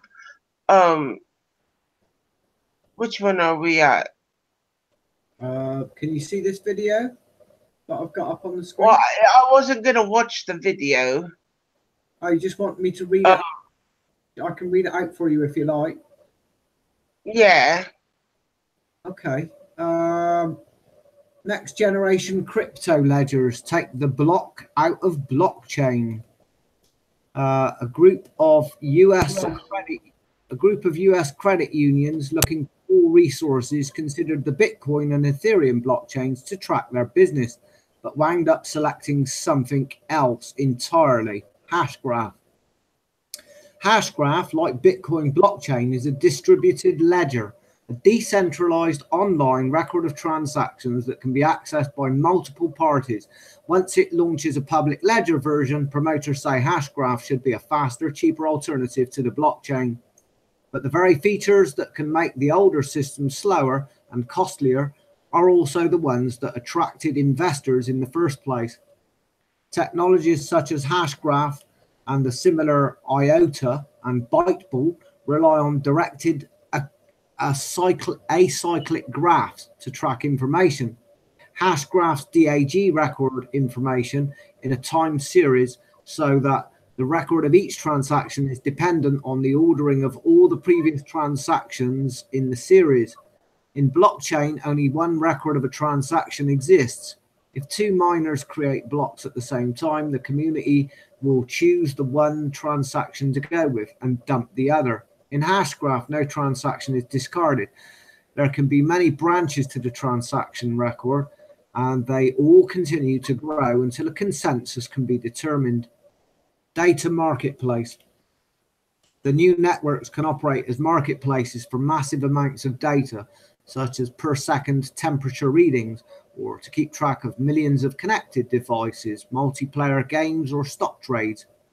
All users of a given DAG-based ledger confirm transactions for one another rather than rely on outside miners. HashGraph's ledger doesn't bundle transactions, while Bitcoin blockchain requires them to be packaged in 1 megabyte blocks, which during days of heavy traffic can take days of work by miners to confirm and record. Quick take, all about, that's just a link. With HashGraph, every user participates in confirming transactions, so the process is faster, and transactions are processed as they come in, meaning hundreds of thousands can go through in a second, versus 7 for the Bitcoin blockchain. And where the blockchain can cost users $55 a transaction, HashGraph's costs are nominal. We can do the same thing that blockchain can do, said Mance Harmon, Chief Executive Officer of College Station, Texas-based Swirls Incorporated, creator of HashGraph. But we can process far more transactions per second, and we are more secure. We achieve the best level of security that one can achieve for this category of technology, and we are the first to do it. Credit unions.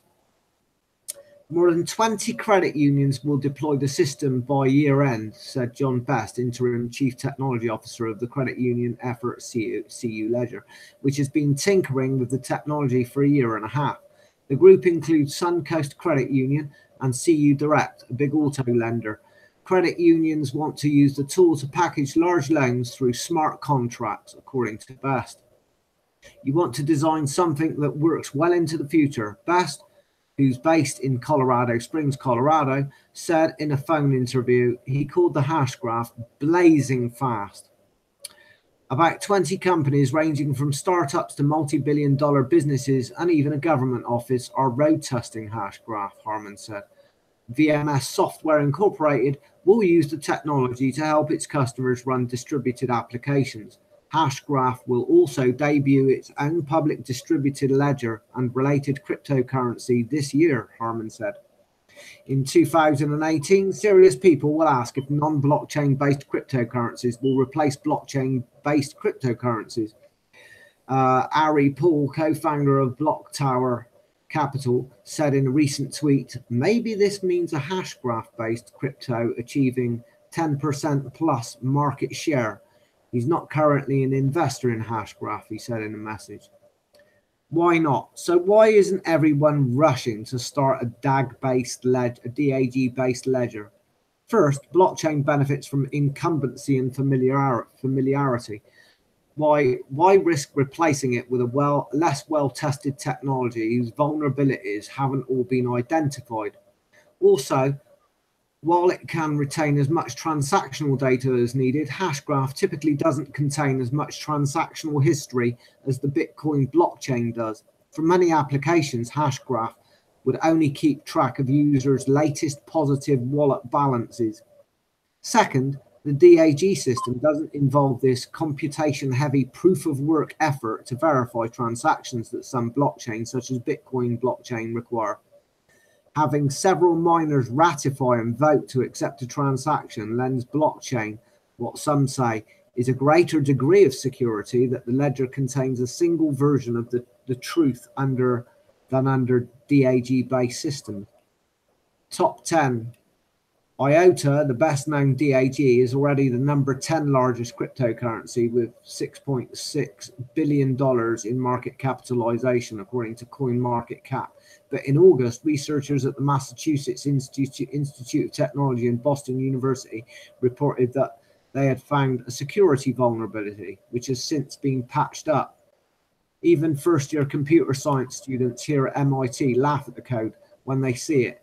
Taj Dryja, a research scientist at MIT who is working to scale the Bitcoin network, said in an email, "The hack MIT came up with can't happen in practice."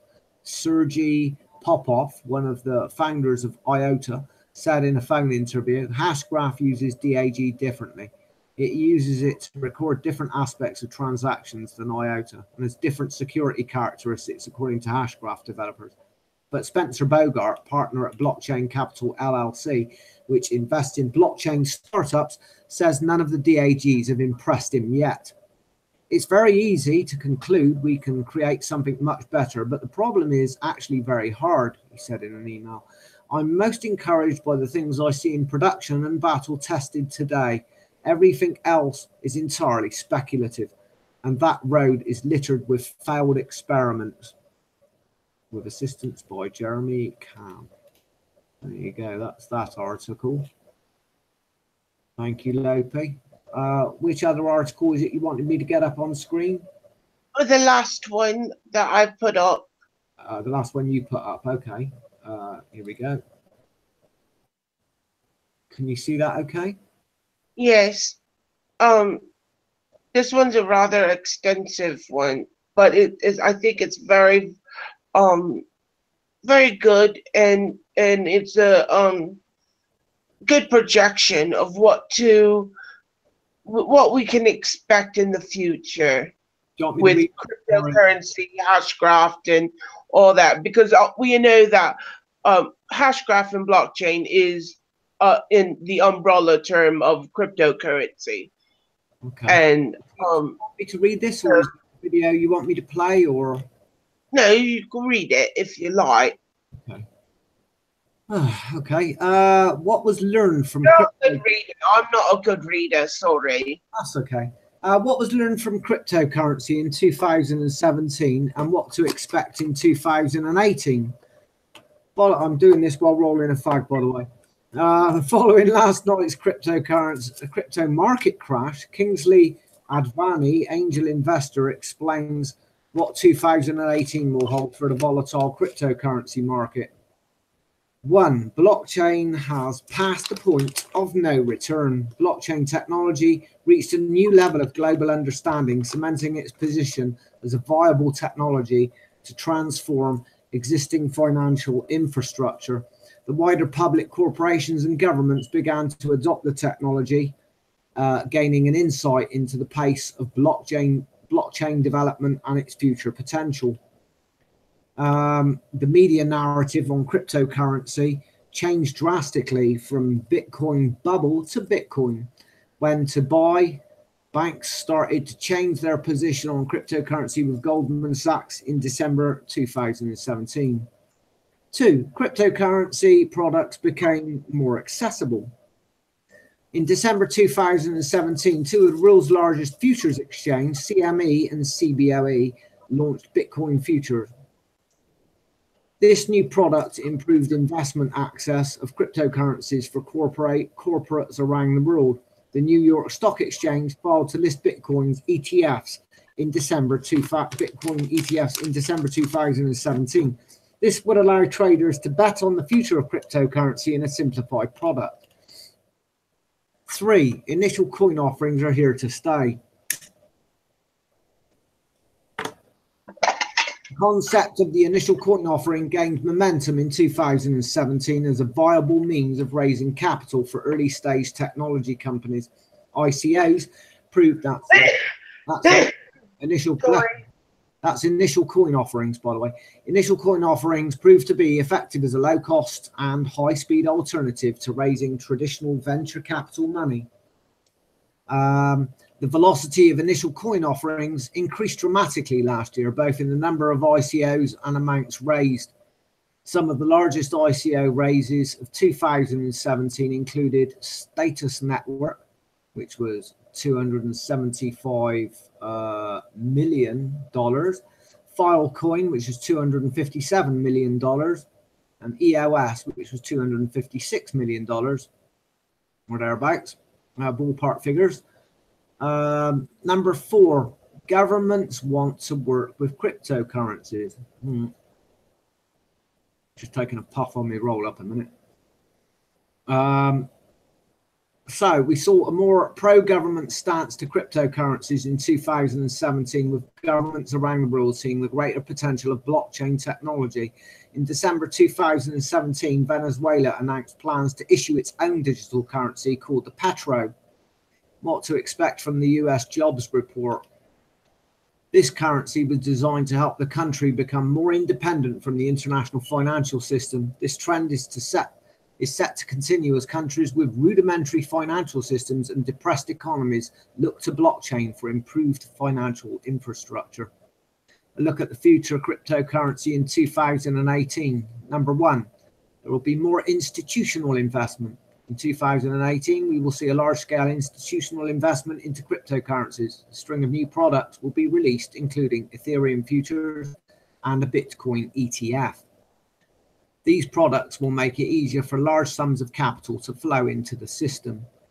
The infrastructure for high volumes of capital is being built at an alarming speed with unprecedented demand. 2, global adoption of cryptocurrency will increase. In 2018, the number of people who own a cryptocurrency is predicted to triple. If we place current global adoption at 1% of humans on Earth owning cryptocurrency, we can see this increasing to 3% over the next year. Drivers of this adoption will be both news spreading about the convenience of holding a digital store of value and easier ways for the general public to access cryptocurrency as an investment class. 3, larger corporates will issue their own cryptocurrency tokens. Recently, we have seen corporates including Kodak and Telegram launching their own cryptocurrencies. We will see a continuation of this over the coming year, with corporates issuing their own coins in a bid to modernize their technology and underlying economics. 4, there will be more advanced decentralized protocols challenging Bitcoin and Ethereum. Blockchain technology was only released in 2008 following the Bitcoin, a peer-to-peer electronic cash system papered by Satoshi Nakamoto. There are many ambitious projects, including HASHGRAPH, that aim to improve on underlying blockchain technology.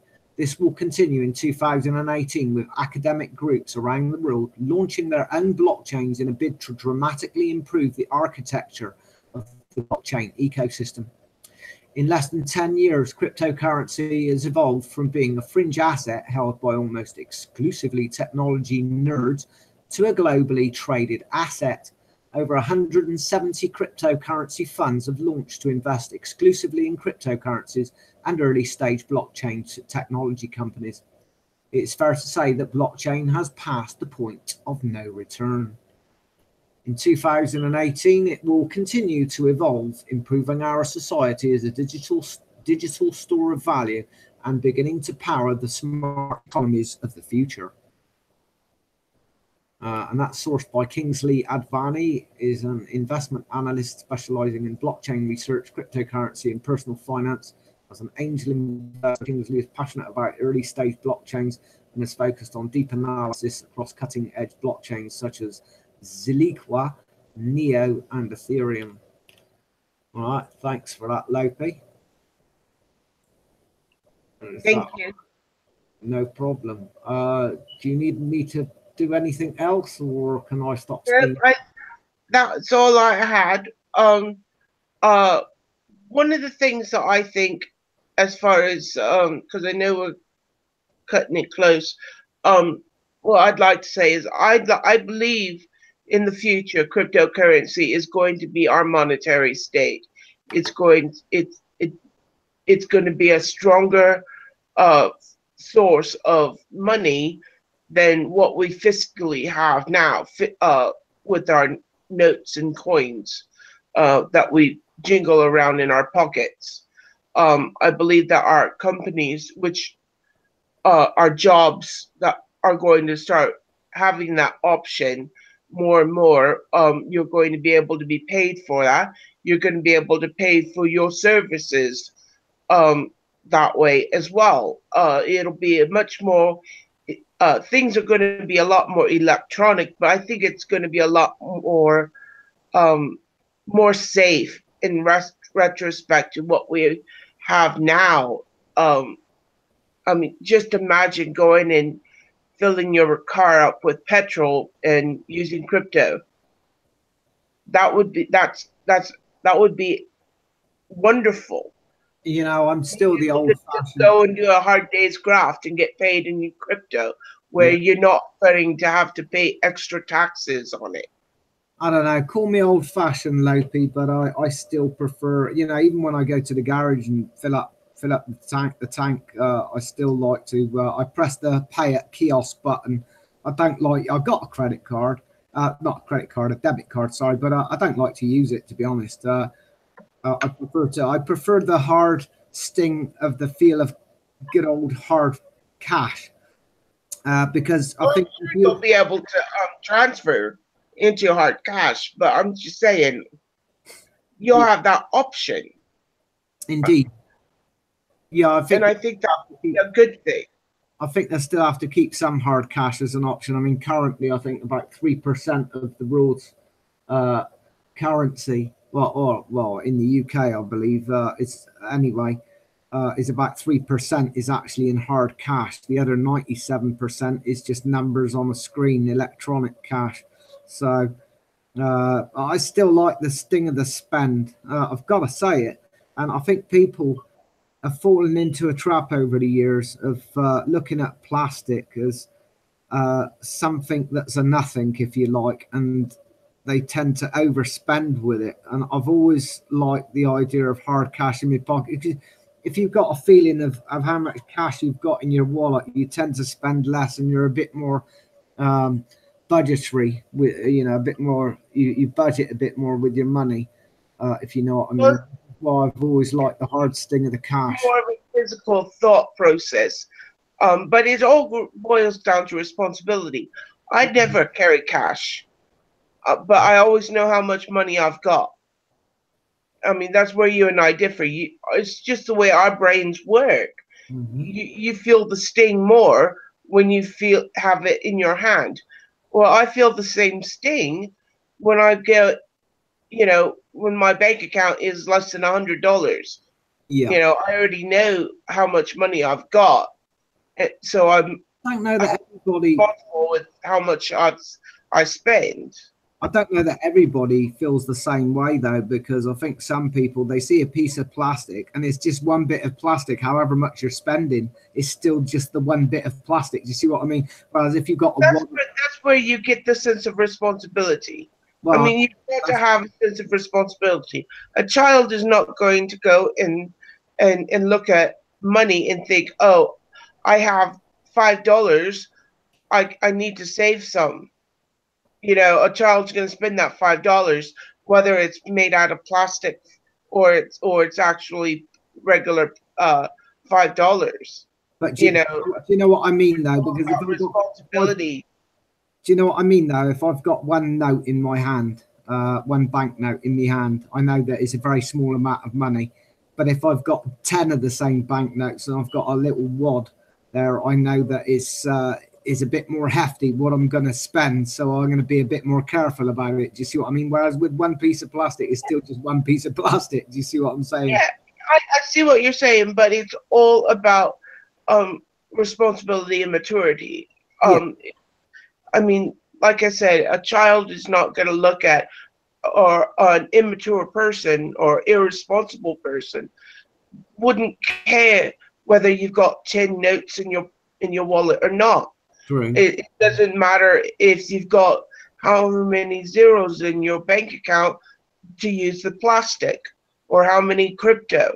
It all resorts down to one's maturity and responsibility. Yeah, I mean, yeah, that's what we have to do in the education system. You're going to have that problem regardless. the education system needs to. I think having the option of using fiat currency or crypto is a good thing. I mean, I think I it's personally would feel much safer using crypto, because if somebody steals my handbag, you know, I still have my money. I was just about to say this. Let's go down the pros and cons now to HASHGRAPH, and sort of wrap tonight's topic up if we can.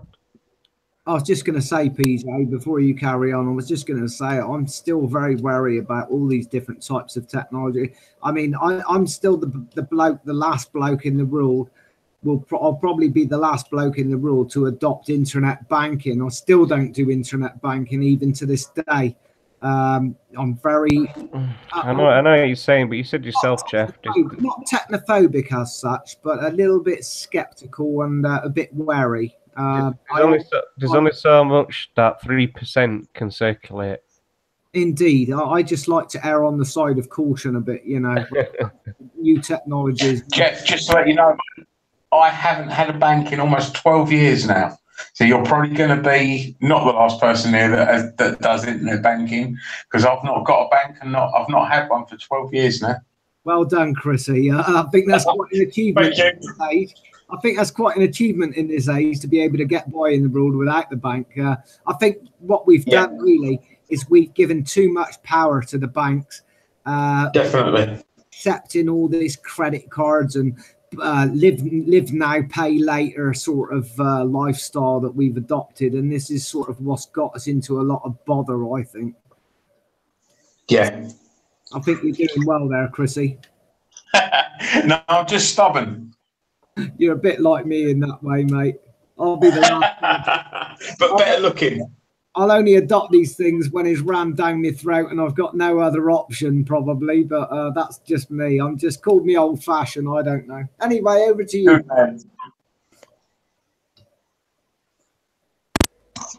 Anybody's willing to grab gents? Yeah, I'd like to say, PJ, if that's okay. Like Chrisy, I don't have my own bank account, so, but I do. Unlike Chrisy, I do have crypto in a crypto wallet. So, it's kind of I'm more than convinced. Well, I'm not convinced. I would trust a crypto wallet much more than I would trust a bank account. So that's where I am. Yeah. Well, I got a bank account, and I am currently working on crypto. I see the good in both. I see mainly the reason why I see the good in the banking is because that's the way the world still is working. That's why I still have it, because I don't want to be with my health and everything. I don't want to be in a position where I can't get the things that I need to get, because of you know, I don't have a bank account. I don't have access to money or transferring money to something to get what I need. So I do have a bank account mainly for those sorts purposes. Sorry, couldn't get the word out. Crypto, I find, is far more safer, far more less prejudice. Like I was saying, if somebody steals my handbag, at least I'll still have my money. Whereas a regular banking account, I could just hope to God that they don't take my bank card and just go and spend everything I've got. You know, I mean, I see the good and bad in both of them. The bad, I can see what if the internet crashes? How am I going to get my money? How am I going to deal with anything? You know, nobody says that the internet won't crash. Nobody says it's infinite. So, you know, there's nothing to say that, you know, it is a riskless situation, because we all know with cryptocurrency you have to have internet. I mean, there's no way, no going around it. One thing, main access points. I will say one thing though, Lopi. Despite my reluctance and hesitance to get involved with too much internet-based stuff, I will say that the level of convenience is absolutely amazing with these types of technologies. That's the attracting feature, I think, from most people, because you don't have to, like, if you want to do internet banking, you don't have to go all the way up to your bank and do it. You can do it from the internet. You've got these conveniences at your fingertips if you trust. You've got to get a good bank too, that constantly doing maintenance on their systems. Now, I've got a good bank. My bank does maintenance almost every 2 weeks, changing their security. I get notices all the time. It's annoying, but it's one of those needed annoyances to secure yourself. There was in my lifetime, there has only been 2 breaches of security with my bank, and I will say as well. You're making a Lopi, you're making a case for the banks, right? All it is education. It's difficult to understand what's happening. For instance, if Chrisy, right, had some cryptocurrency, a crypto wallet, and say Chrisy said, Stav, I'm a bit short. Could you lend me? I need to go and get some shopping for the kids or whatever. I'll send it back to you next week in crypto. I've got to go and get it now because the shop's going to be closed in 10 minutes. I can send him in crypto, provided the shop takes that same crypto, whichever crypto they take, whichever wallets Chrissy's got. Anyway, if the shop took the same crypto that Chrisy has in his crypto wallet, I could send him it instantly, and he could go straight away to that shop and buy that food. You can't do that with the banking system. Yeah, you're quite right. And you know what? It doesn't. I don't need to ask. You can actually start. You can transfer money like straight away in banking system. Yeah, but does the bank know about that transfer? Can I make a quick point? Has anyone seen they don't. Has anyone seen the short story about the nan that plays Monopoly with the grandchild? And the nan beats the grandchild for years and years and years, and the grandchild gets a little bit older and a little bit smarter. And in the end, the grandchild beats the nan at Monopoly. And the grandchild's like, all sort of whoopity-doo, beating me nan. And the nan looks at him and says, you know what, though, son? There's something you can never get around. It all goes back in the box. Yes. So, you know, you can sort of play around with stuff. You can be up, you can be down.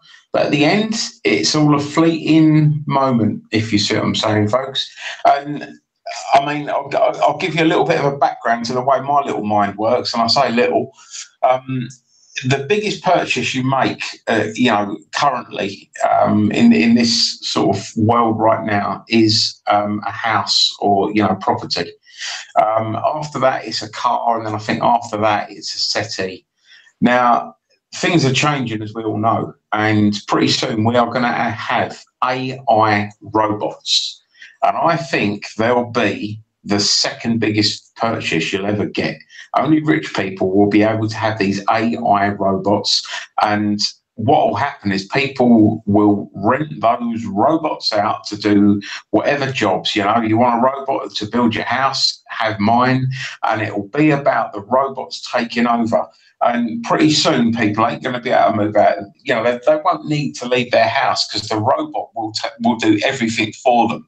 I mean, if you have a look at these silly Google Siri or whatever they're called devices, you don't need to do anything but ask Siri questions. Physical tasks they need to do, but you know, and it's coming, guys. It really is coming. And basically, we'll give away all our rights to everything, to AI and to robots. And there won't be no need for currency. You'll either have or you won't. And those that haven't will have to come up with a way to sort of like, you know, rent the robots off of the richer people that can afford them. And it's all just going to be a race to the bottom. Yeah, but that's what's going to happen, Chrissy, with the driverless car and the lease on them. No currency will be needed soon. It's going to be an asset-based economy. If you've got the asset, you can use it. If you haven't, you're going to have to rent it. If you can't rent it, you're going to have to think of a way that a robot cannot work. And that's again why the education system is going to fall apart, because you know we're still in an industrial education system. You know, people trained to work, trained to do sort of menial tasks and stuff. Pretty soon, that's all going to be gone, and it's going to be, you know, what can you do that a robot can't? And the robots will end up controlling, because they'll be doing everything, as is the nature of lazy humans. They'll end up doing everything and controlling, you know, the finances of everyone through their toil rather than ours. Yeah, pretty much. That's the future. I think you're right, Christy. I think people should do more reading up on this future that's not too far away, educate themselves, and then they'll be in at least a better position on how they're going to deal with it. That's my advice about it all. Yeah, education is the key, and realising that the human race might become redundant is also should be a driving factor. Yeah. Yeah. While we're all worrying about money and how to make some money and how to earn this and do that, we're going to miss the big things. Big things are going to be that pretty soon we'll be more redundant. And the moment we become redundant or more redundant than, for instance, the AI, the computers and stuff like that, that's when, you know, we've got massive problems.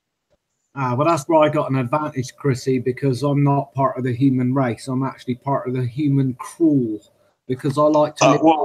I like to live life in the snow.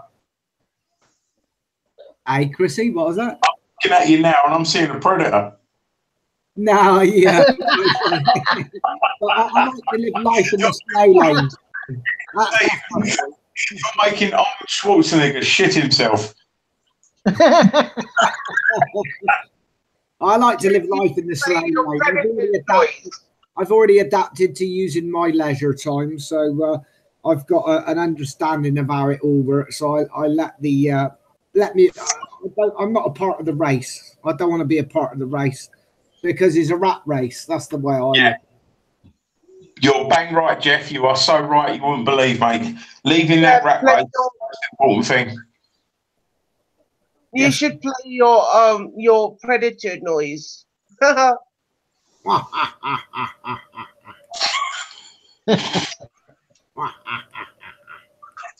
Over here. Anytime. Predators. Yeah. Anytime. That fine movie. I watched that when I was a kid. That was one of the scariest movies I saw at the time. I think it came out about 30 years ago, didn't it? Something like that. 30 years ago, just under 30 years ago, the same time RoboCop come out, and how prophetic was that?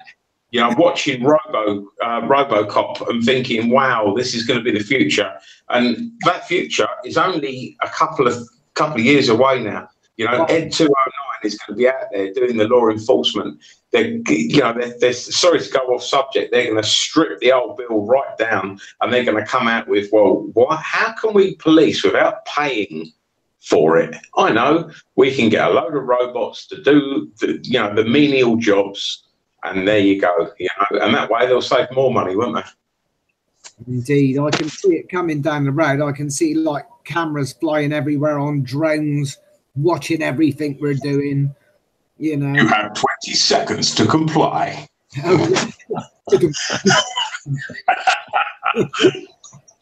Skynet, Cyborg. You're alive. You're coming with me. Speaking of films, guys, let's not forget this most important one, the topic that we're discussing, which is the Joker, and he resembles a certain someone that we've all. So I just had to add that. How'd you get my picture? That was me when I was trying to learn how to do makeup with before drag queens taught me. We're going to wrap up then, guys. Then we can all talk on after show, unless you've got anything else to add. I think that my final thoughts is basically I'll stick with doing things the old-fashioned way for a while. I mean, I might dabble in a few cryptocurrencies if I don't have to spend lots of money on them, like the one I'm currently doing, which is Steam It. But as for getting involved in too much technology, well, I'll take a back seat and let everybody else be the beta testers, I think, until I've satisfied myself that it's a safe venture, if you like. I err on the side of caution. That's just me, but there you go. I might miss out on the boat in some ways, but I like to play it a bit safe. I think I still trust to hard metals. I think gold, silver, I would put that before any electronic type currency, but that's me. Call me old fashioned, but there you go. That's my final thought. I'd like my 240 Anglo-Saxon pennies for £1 back, but I don't think that's going to happen. But there we are. No, but you'll get the buying power back. Yes, Okay. well, I think that well, as we all know, the future is undecided, and the important thing for us as human entities, we should not be afraid so much or too leery of the possibilities of what's happening on today, because tomorrow it may come and it may not. We may find out that this hash graph is in cryptocurrency will fall. We may find out that it will skyrocket and become the newest thing and the only thing that we can spend money on, or use as a form of money.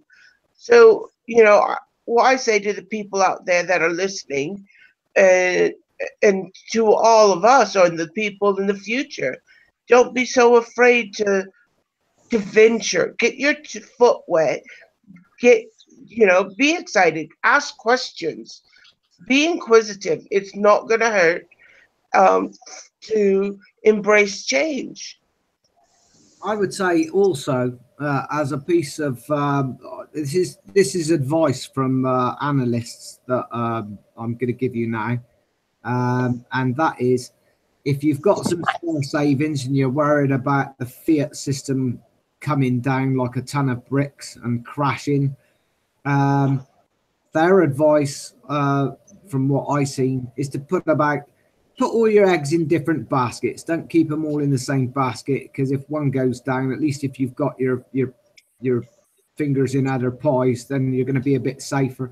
What I would say is 10% into cryptocurrencies, maybe 25% into precious metals, and the rest I would put it into hard assets and things that would make you more self-sustainable, like solar panels or whatever. Or if you've got if you're buying your own home, pay off your mortgage, get that out of the way with as fast as possible, I would say, and good old-fashioned hard assets. But that's me. That's what I reckon.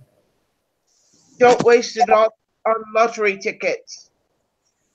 Good one. I went to see a guy the other week.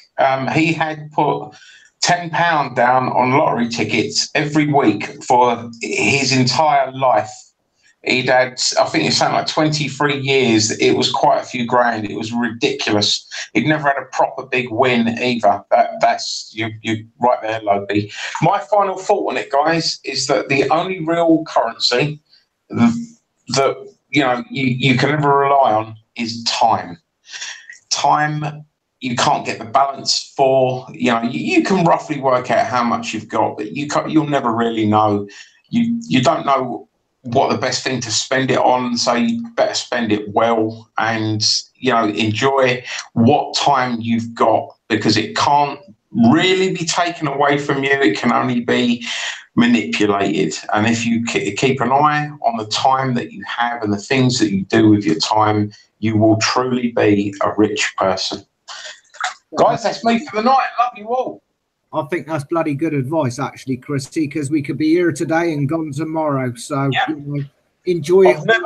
I've had a few people pass away. My dad passed away recently, and the thing is, you'll never hear someone on their deathbed say, "I wish I had more money."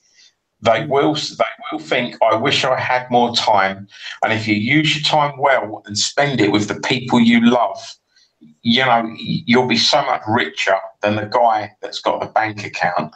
You just got to realise what's important to you. And what's important to me is, my family's happiness, my happiness, and the time we spend with each other. And that's why, all the finance in the world cannot get you contentment. Being a content person and a happy person, and knowing that you've helped the next generation, your children, other children, the next generation, will make you the richest person in the world. Very true, Chrisy. It's like the old saying goes, money can't buy you love, money can't buy your family, and money can't buy your health. And things like that. Money can't buy you anything that's worth having, really. Not a thing. The best I've got a list of stuff that money can't buy. And sure enough, guys, everything on there is priceless. The list of stuff that money can't buy is every person's dream. And I don't care what they say. People would give away, if you knew you had a day to live, you'd give away all your worldly possessions to spend that day with the people that you love and that love you. And that is the true value. So many people don't understand. They know the price of things, but they don't understand the value of things. And the value of a day with people you love when you've got not much time left, that is the greatest thing. That's true world wisdom. Thank you, Chrisy, for that. Good. No worries, guys. I've got a dash. I've got to get off. I love you all. Yeah, we've all done. Cheers, guys. Cheers, Chrisy. Cheers, fellas. Bye, mate. Bye, Chrisy. Cheers, Stav. Cheers, PJ. Lopi. Yeah, laters, guys. Thanks for coming on. Right, cheers. Good show. Cheers, guys. Don't forget to plant flowers for the bees.